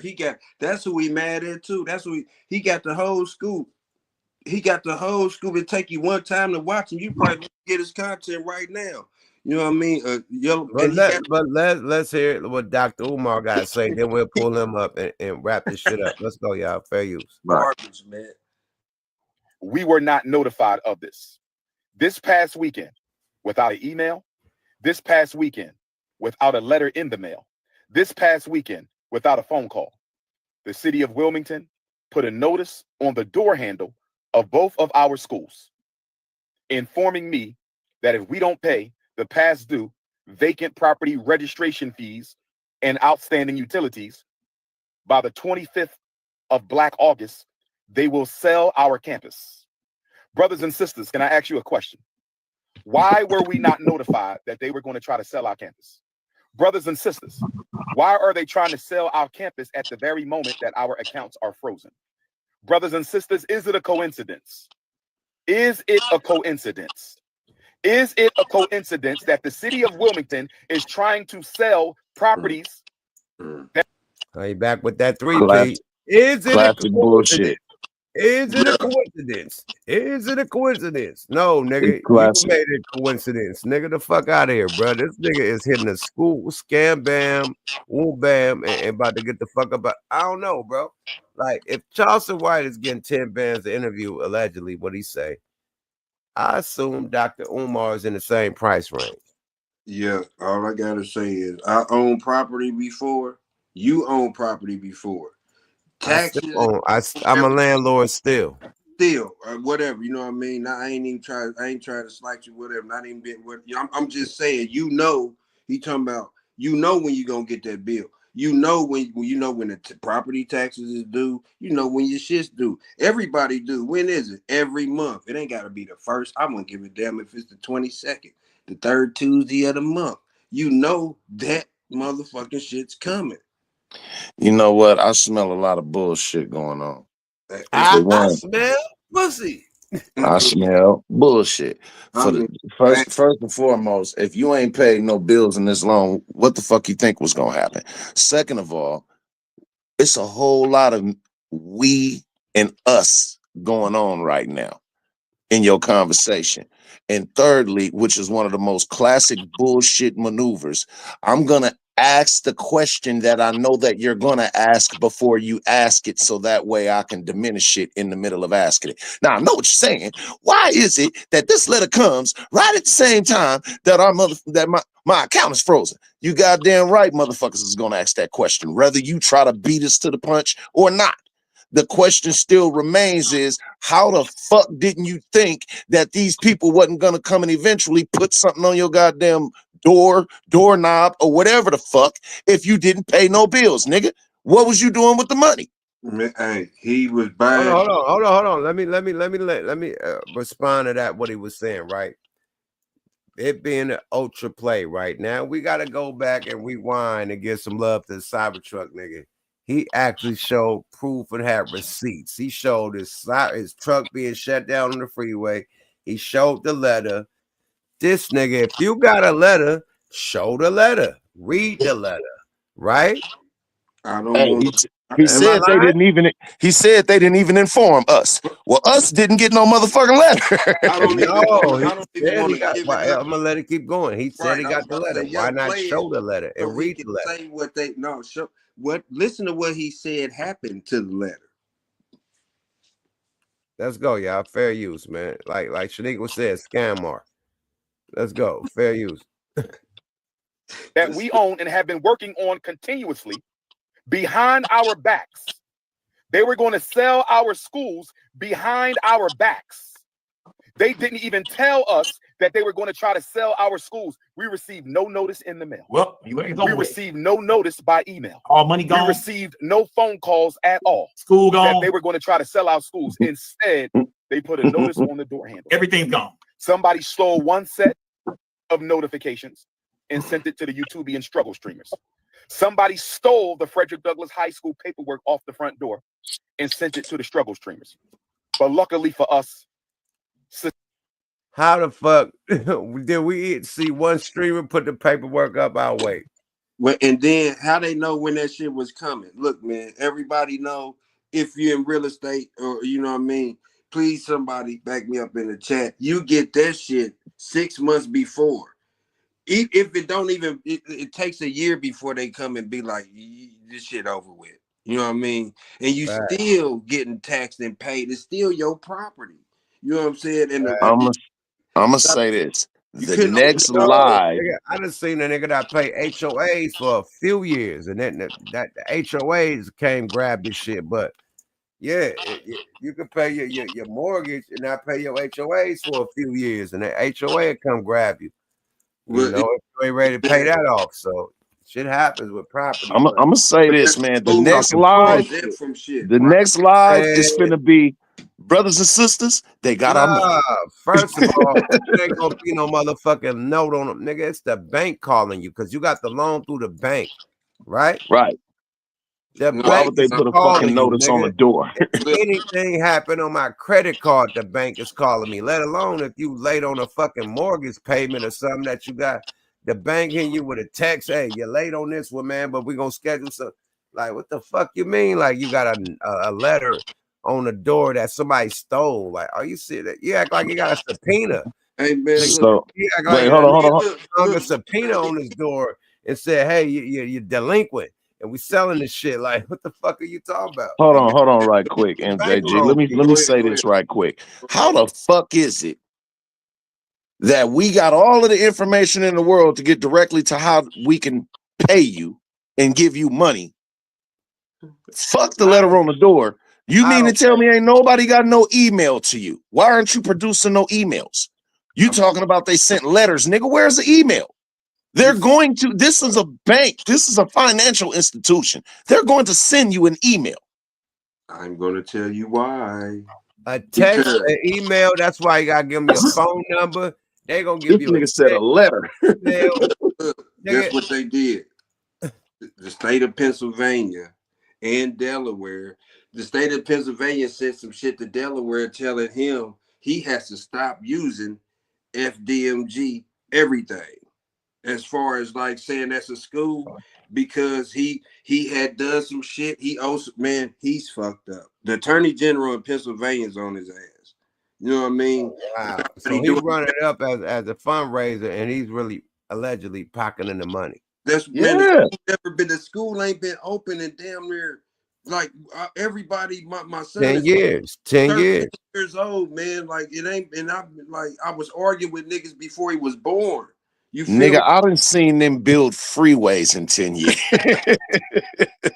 You feed me telling. I done seen motherfuckers build neighborhoods in 10 years. I was about to say the 405 finna be finished on the other side, nigga. Come on, man. I watched apartment buildings get built in two or 3 2 years, nigga. Yeah, so Lord Jamar's father opened up 2 online schools, man, within a year or so. I watched a dude on TV open up one in Atlanta, and now he's nationwide. You know what I'm saying? This dude has been getting money and gaslighting. No disrespect to the ladies in the chat, big back fat chicks, and getting their bread. And dudes that like to hear a dude bloviate, you know what I mean, about nothing. Well, I don't. I'm sorry, go ahead. Oh man, no, you good, because I don't want to, you know what I mean? Like he's one of the black dudes, and I mean this for real. He needs to be tarred and feathered. I'm cursed with this stupid ass thing. I'm cursed with this stupid ass thing called common sense. I'm sorry. How is it nobody's ever just said, well, until the school is built, why don't you have an online school? If you're so passionate about teaching the black children across America, why hasn't anybody ever said, why hasn't this nigga with all of this passion for teaching black kids across America opened an online school? You know what's so funny? I be trying to tell people, well, the ones about investing in like Bitcoin and you know, stocks like that. They look at me like I'm crazy and doubt you're gonna make money. You're gonna make money. This auntie titty built dude is taking your money whenever, and then and you feeling good because what he said. Whoopie woo woo. Hey, we talk good game, and they always said it's sold, not told. You know what I mean? Baba fucking Ock. like Baba fucking Simple Like and I plain. said, man, this nigga a 3-car Molly nigga in the back of the AC Transit, man. Mhm. We done seen this shit before, bro. Period. Hey, that nigga with his beanie cocked to the side like T.I. with a toothpick hanging out his mouth. No, let's let this nigga figure out what he trying to say. Let's go, y'all. Fair use. Let's let this nigga end this shit. Sister Ra Ebony was able to get the paperwork off the Marcus Garvey School before the haters stole that paperwork. I believe, brothers and sisters, and please let me know your opinion. I believe, brothers and sisters, and please let me know your opinion. I believe, brothers and sisters, and please let me know your opinion. I believe that they were going to sell the school, and they wanted to sell the school before we found out. I believe that they wanted to sell the school before we found out. We were not supposed to know that they were going to sell our school. Why do I say that? We were given no notification. We received no letter in the mail. We received no email. We received no phone call that they were going to try to sell our schools. Instead, they put a notice on the door. In a low-income neighborhood, they put a notice on the door with rubber band and masking tape.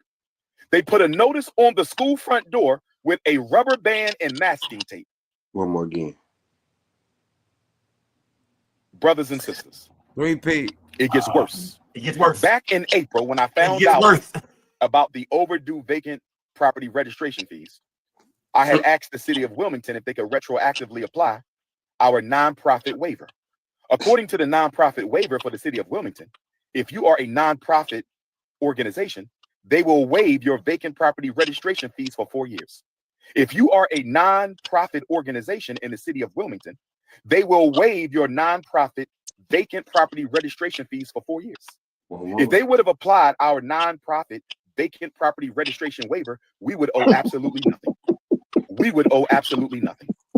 We would owe. So they did apply that, and you owe absolutely nothing, but you're trying to hustle us for something.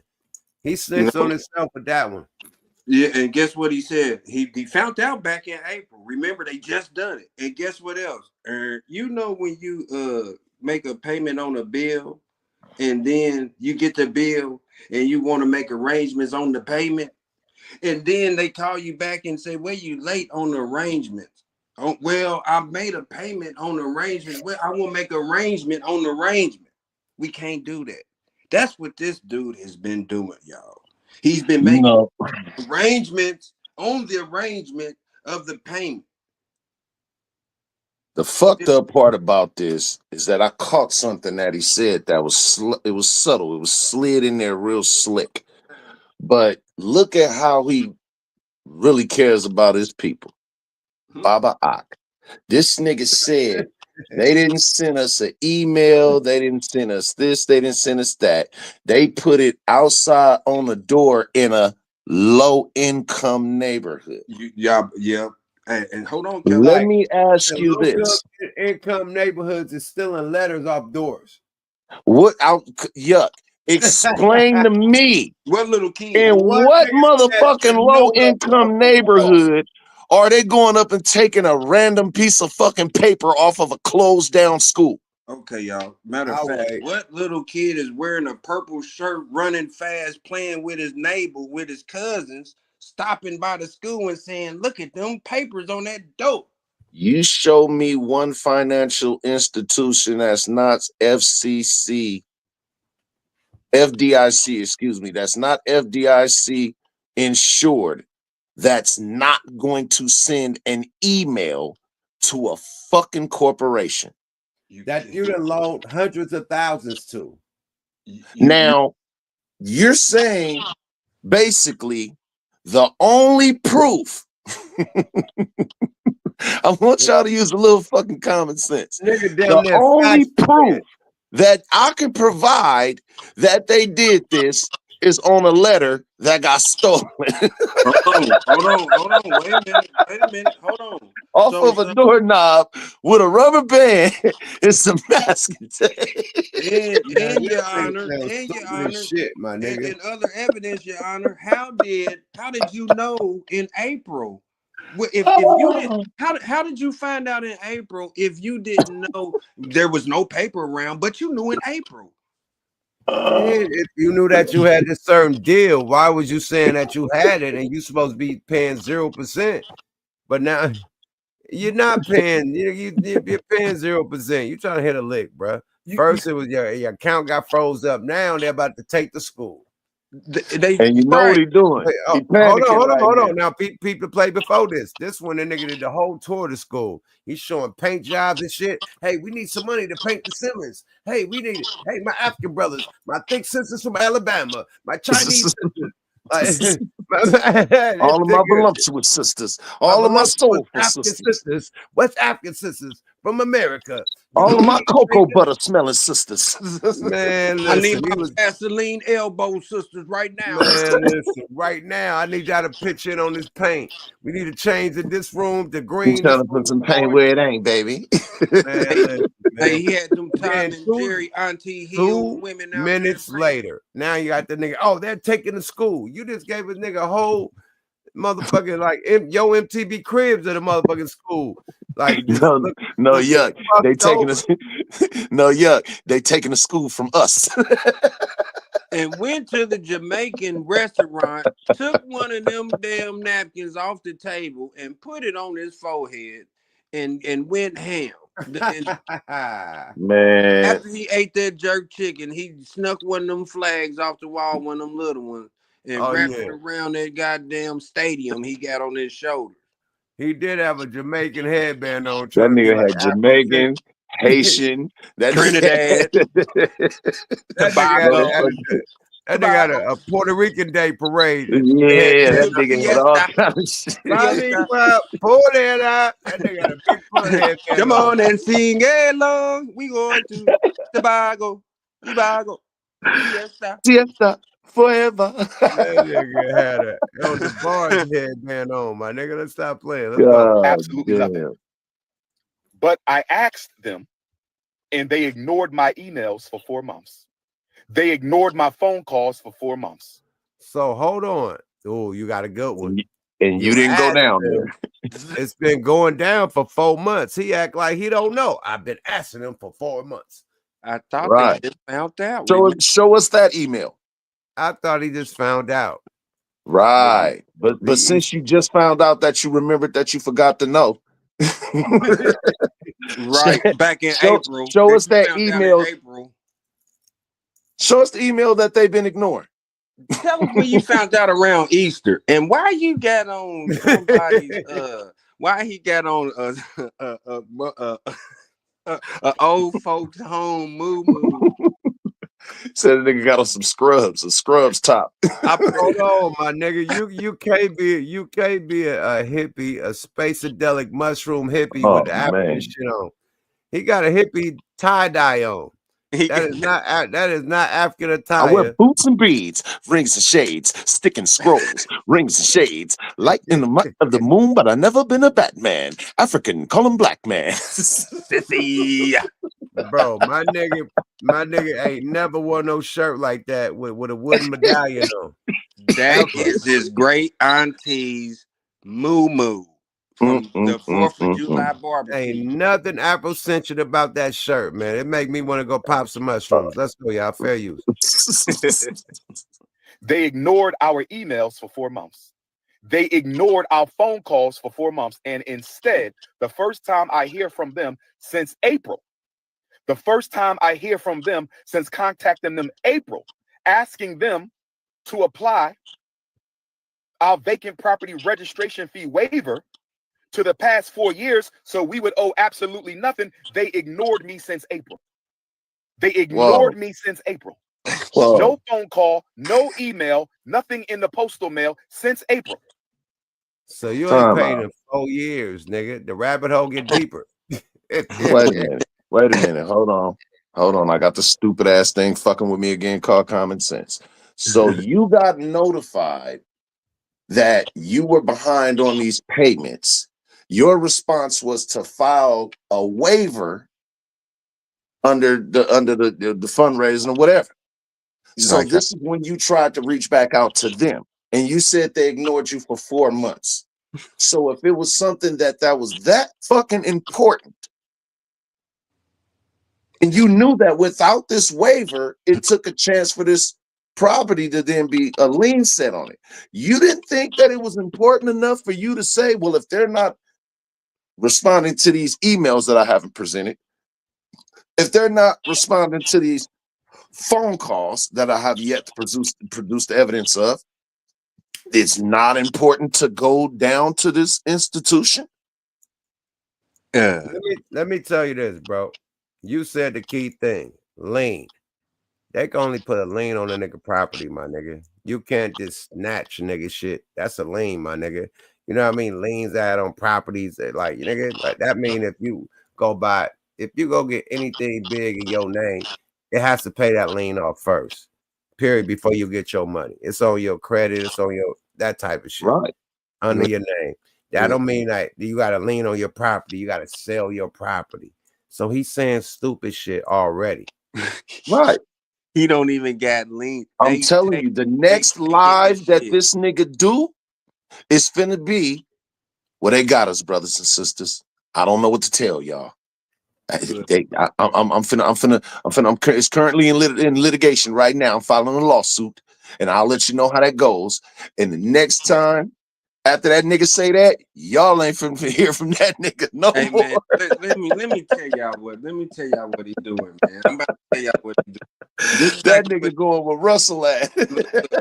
This silver tongue ass nigga, man. Yeah, look. They about to find out what he doing because he told him to call, right? They go about to find out, well, he ain't paid on this and woo, and they think that they ain't doing this and they're not talking to nobody but a secretary that's gonna tell them like, well, this big Man, you know what? He ain't paid nothing in years.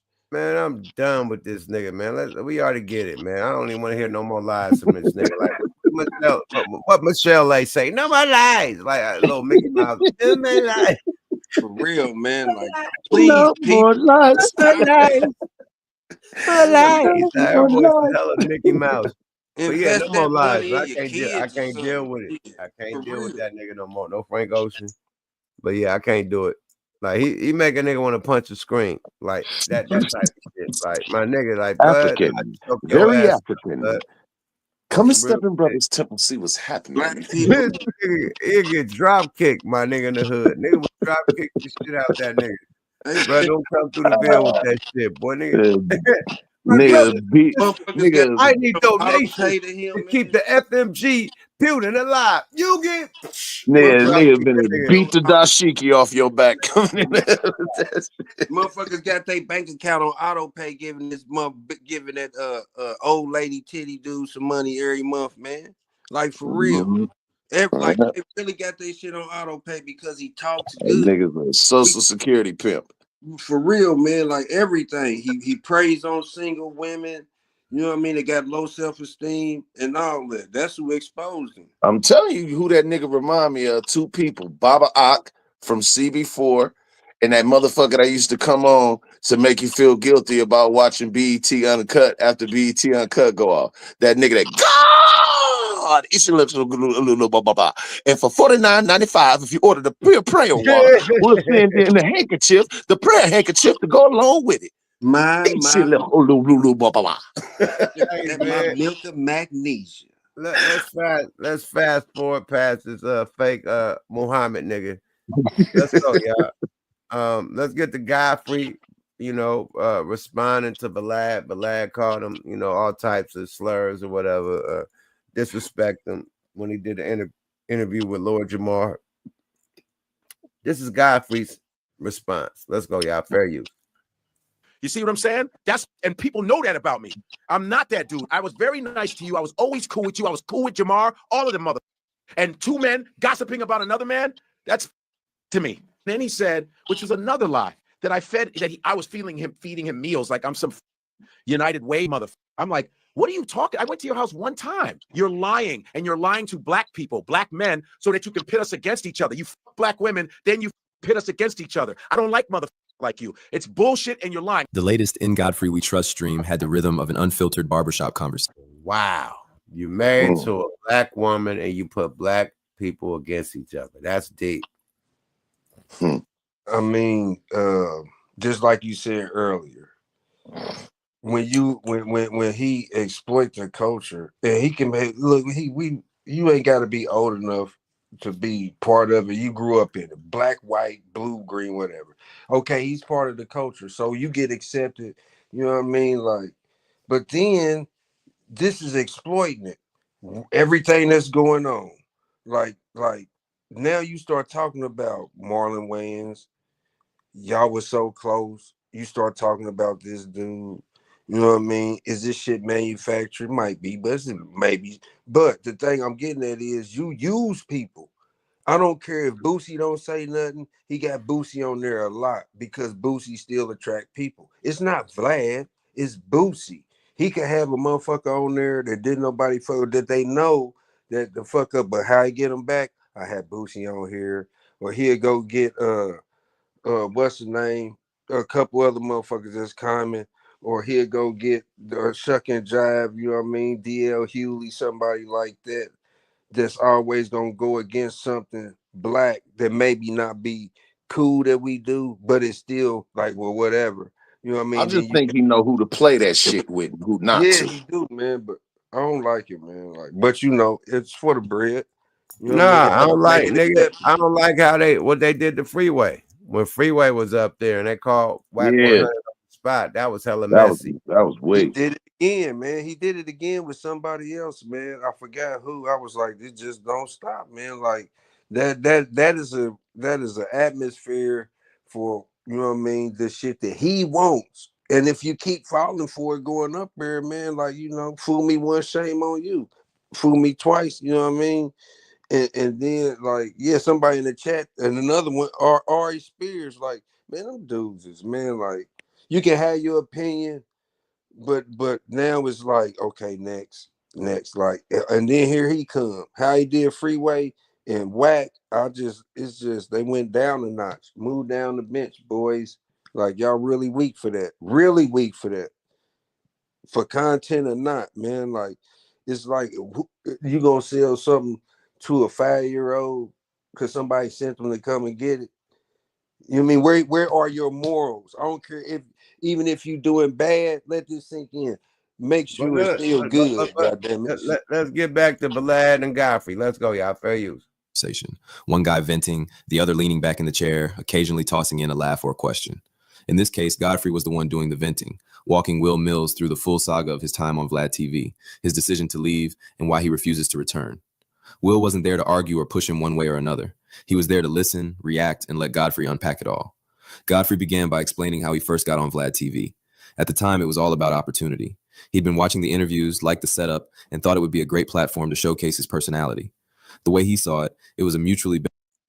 It's not even getting permission. It's like, how you feel about me doing the show? And I said, you know, and you said, yo, do it. I said, do it. Why? And I'm looking at it from your position. I go, it's a popular show. Yeah. You know, the reason why I got on Vlad was like, I was loving the interviews. I was watching all these. I was like, I like this. I didn't know what his race was. I was like, I didn't know until recently. I was like, I want to do that. I want to do that show. So I had a hook up. And when I was at Sirius XM, hey man, you know, oh yeah, I can get you. We hooked up. Boom, boom, boom. You know, and we even have the same barber. Me and Vlad did. Oh, and I said, man, and then when I got on there, I was having fun. I go, he knows why I'm on there. He's making money off us.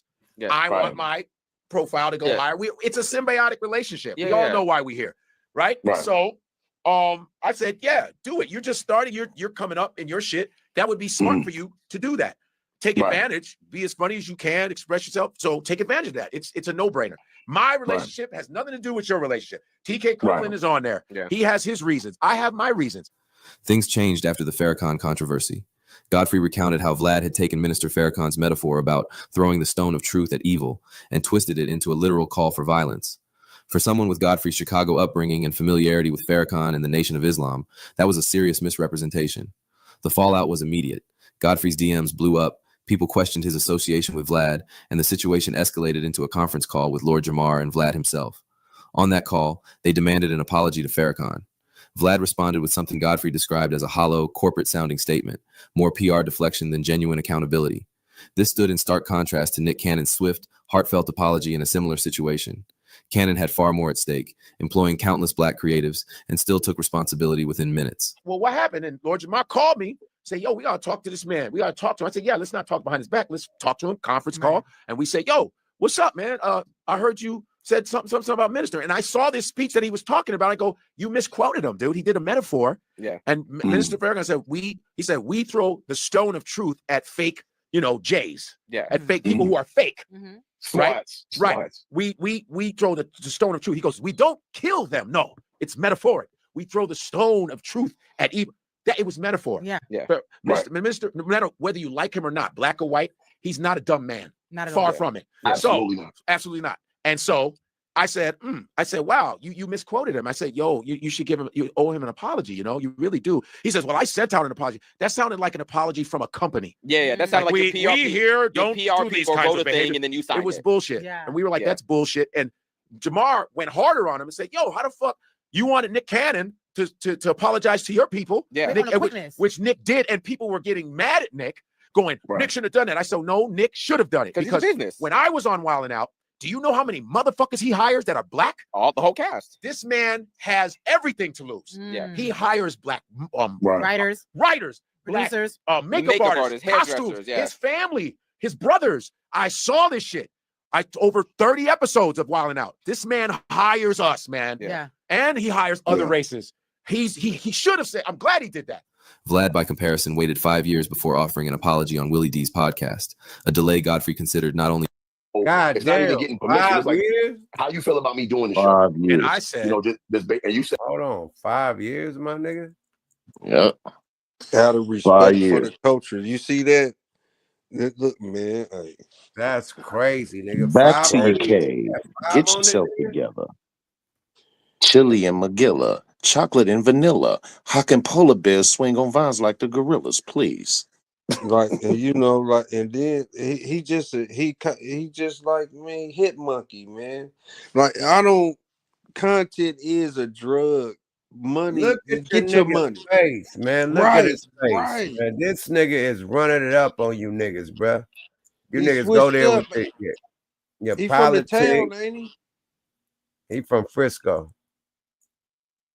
That nigga wasn't. I don't even think he was born and raised out here. Nah, he born in New York. He moved to Ain't he Frisco. Russian or something like that? He Russian, his moved to background Frisco. Russian or something like that.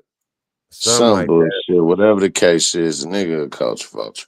Yeah, I said that on purpose, y'all, because we don't do that. Don't nobody care about his background like he do. Didn't you have somebody stuck up back in the room? Did you used to run? We don't care. That was out of all the culture vulture niggas, he was part of the culture. He was a DJ, you know what I mean? He was doing DVDs and shit. He was filming. He did the Mac Dre documentary. He was putting out mixtapes and shit with the game and all this shit. Right. When mixtapes was popping. So he had a record deal, all types of shit, label deal. So he definitely was part of the culture. He ain't like Adam 22, who was a BMX rider. He's totally different. So that's why I asked the nigga, like, you know what I mean? Like, damn, it went from hip hop documentaries to, first 48 interviews. Like, right.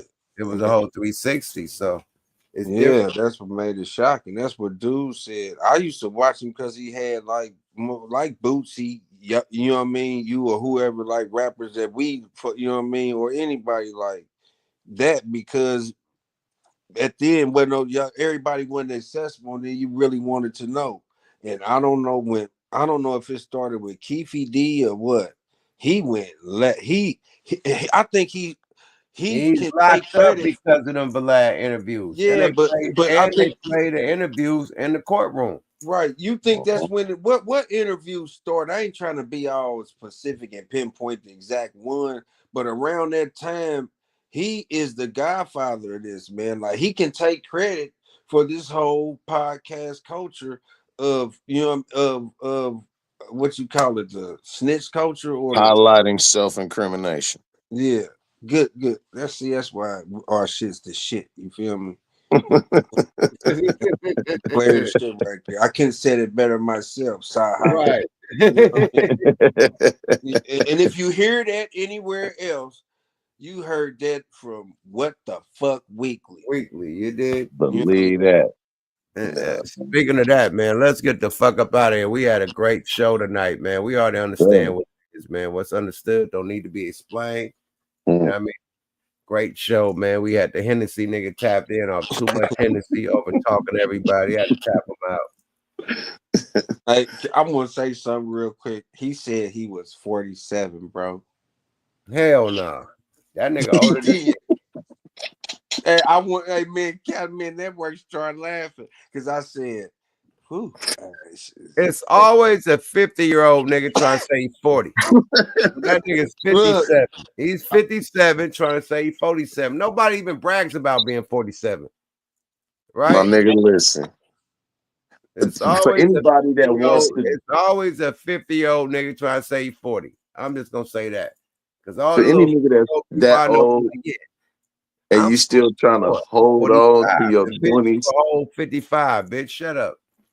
embrace it. There's nothing wrong with that. Nigga, listen. If you're 50, be a proud 50.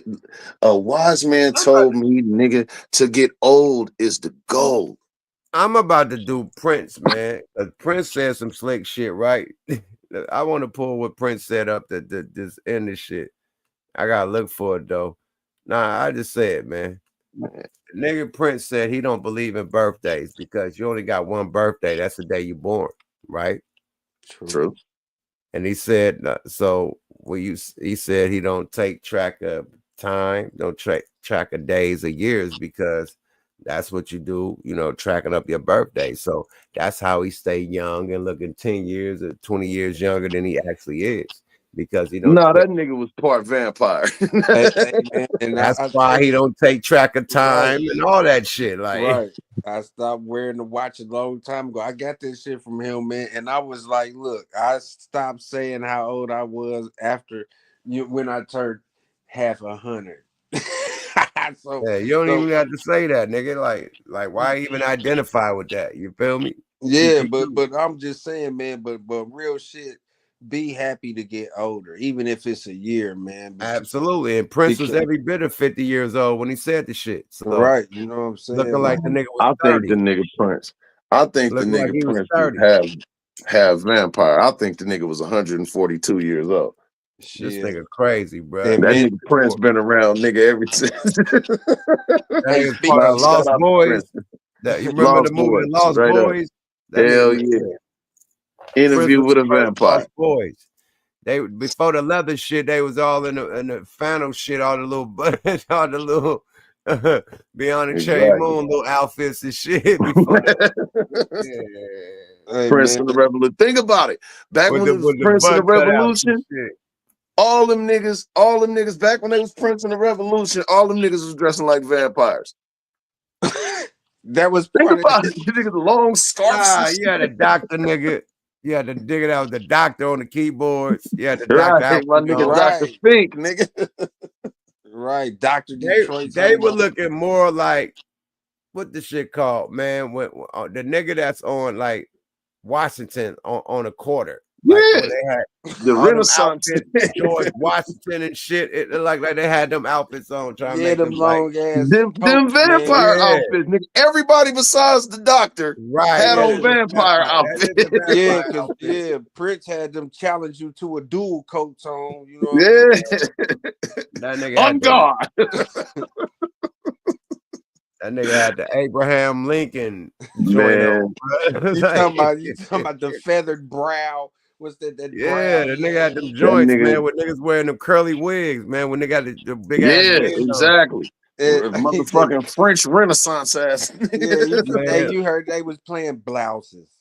Looking like a nigga, like a British soldier / Prince nigga and one nigga because they had the tall boots and shit. He had that Mozart hair. That was Mozart hair. Man, that ain't Mozart hair, nigga. Nigga, like a nigga grandma hair and motherfucking fucking rollers. Fuck out of here, like an old granny. Amadeus hair. Rollers.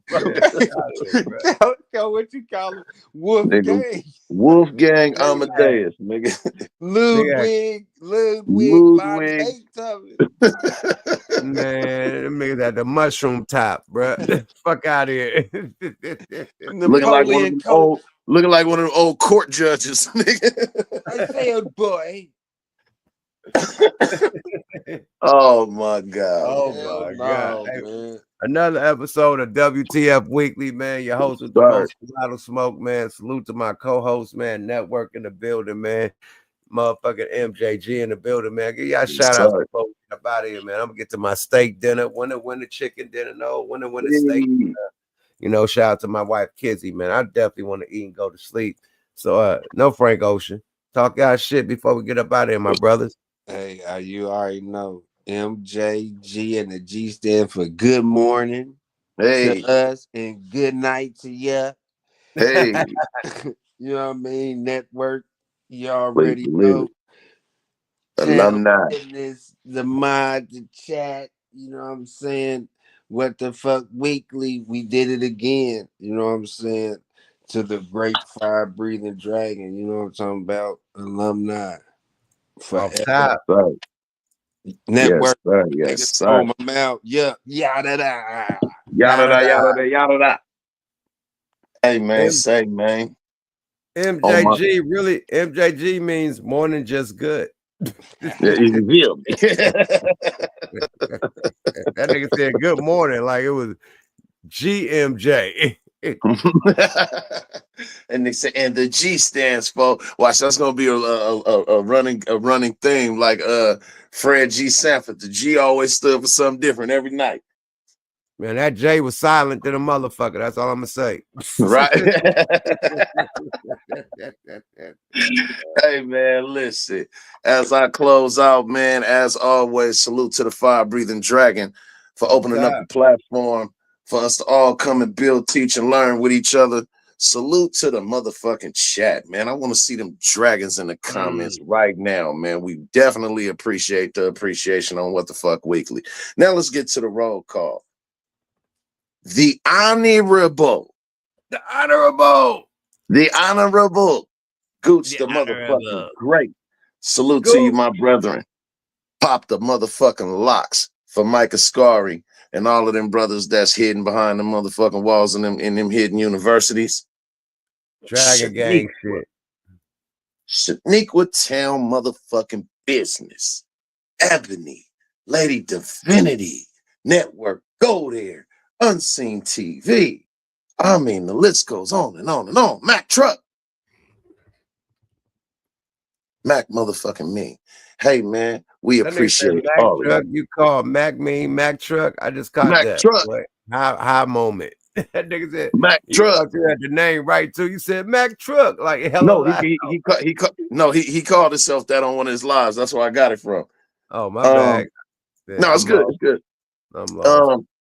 And you know, like I said, man, to everybody, you know what I'm saying, that tapped in with us, man, and came to enjoy the show with us. We did it for y'all, man. One more game, one more win. One more win. Win Dragon man.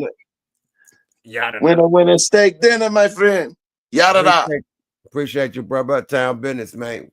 It's another one, you know what I mean? Like another one, like no other one, man. Thanks for tapping in to Yuck Mouth TV. Subscribe to your guy, Dragons on the way out, man.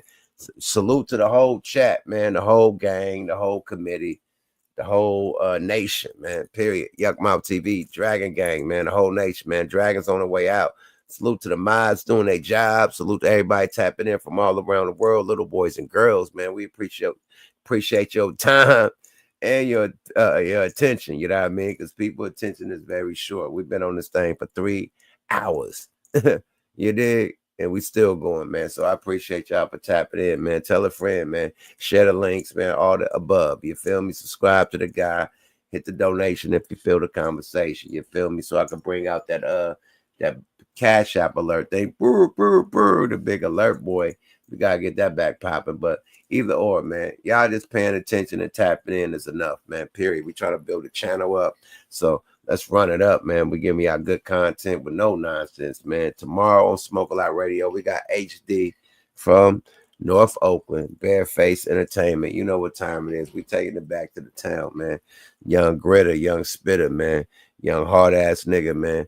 You know what I mean? The legendary HD, man. Gonna be up in Smoke a Lot Radio tomorrow, man.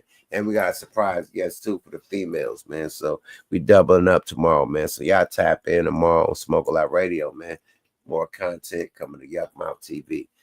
hit smokealot records.com also to get the merch and everything else you need to make your body and make you proceed. You did. And we out this thing, man. Appreciate everybody for tapping in. Appreciate my co-host. Appreciate Hennessy drunk ass tapping in. Man, we out this thing, man. I need to eat and take my ass to sleep. Y'all do the same. Good night. Yada da. Ah, bye.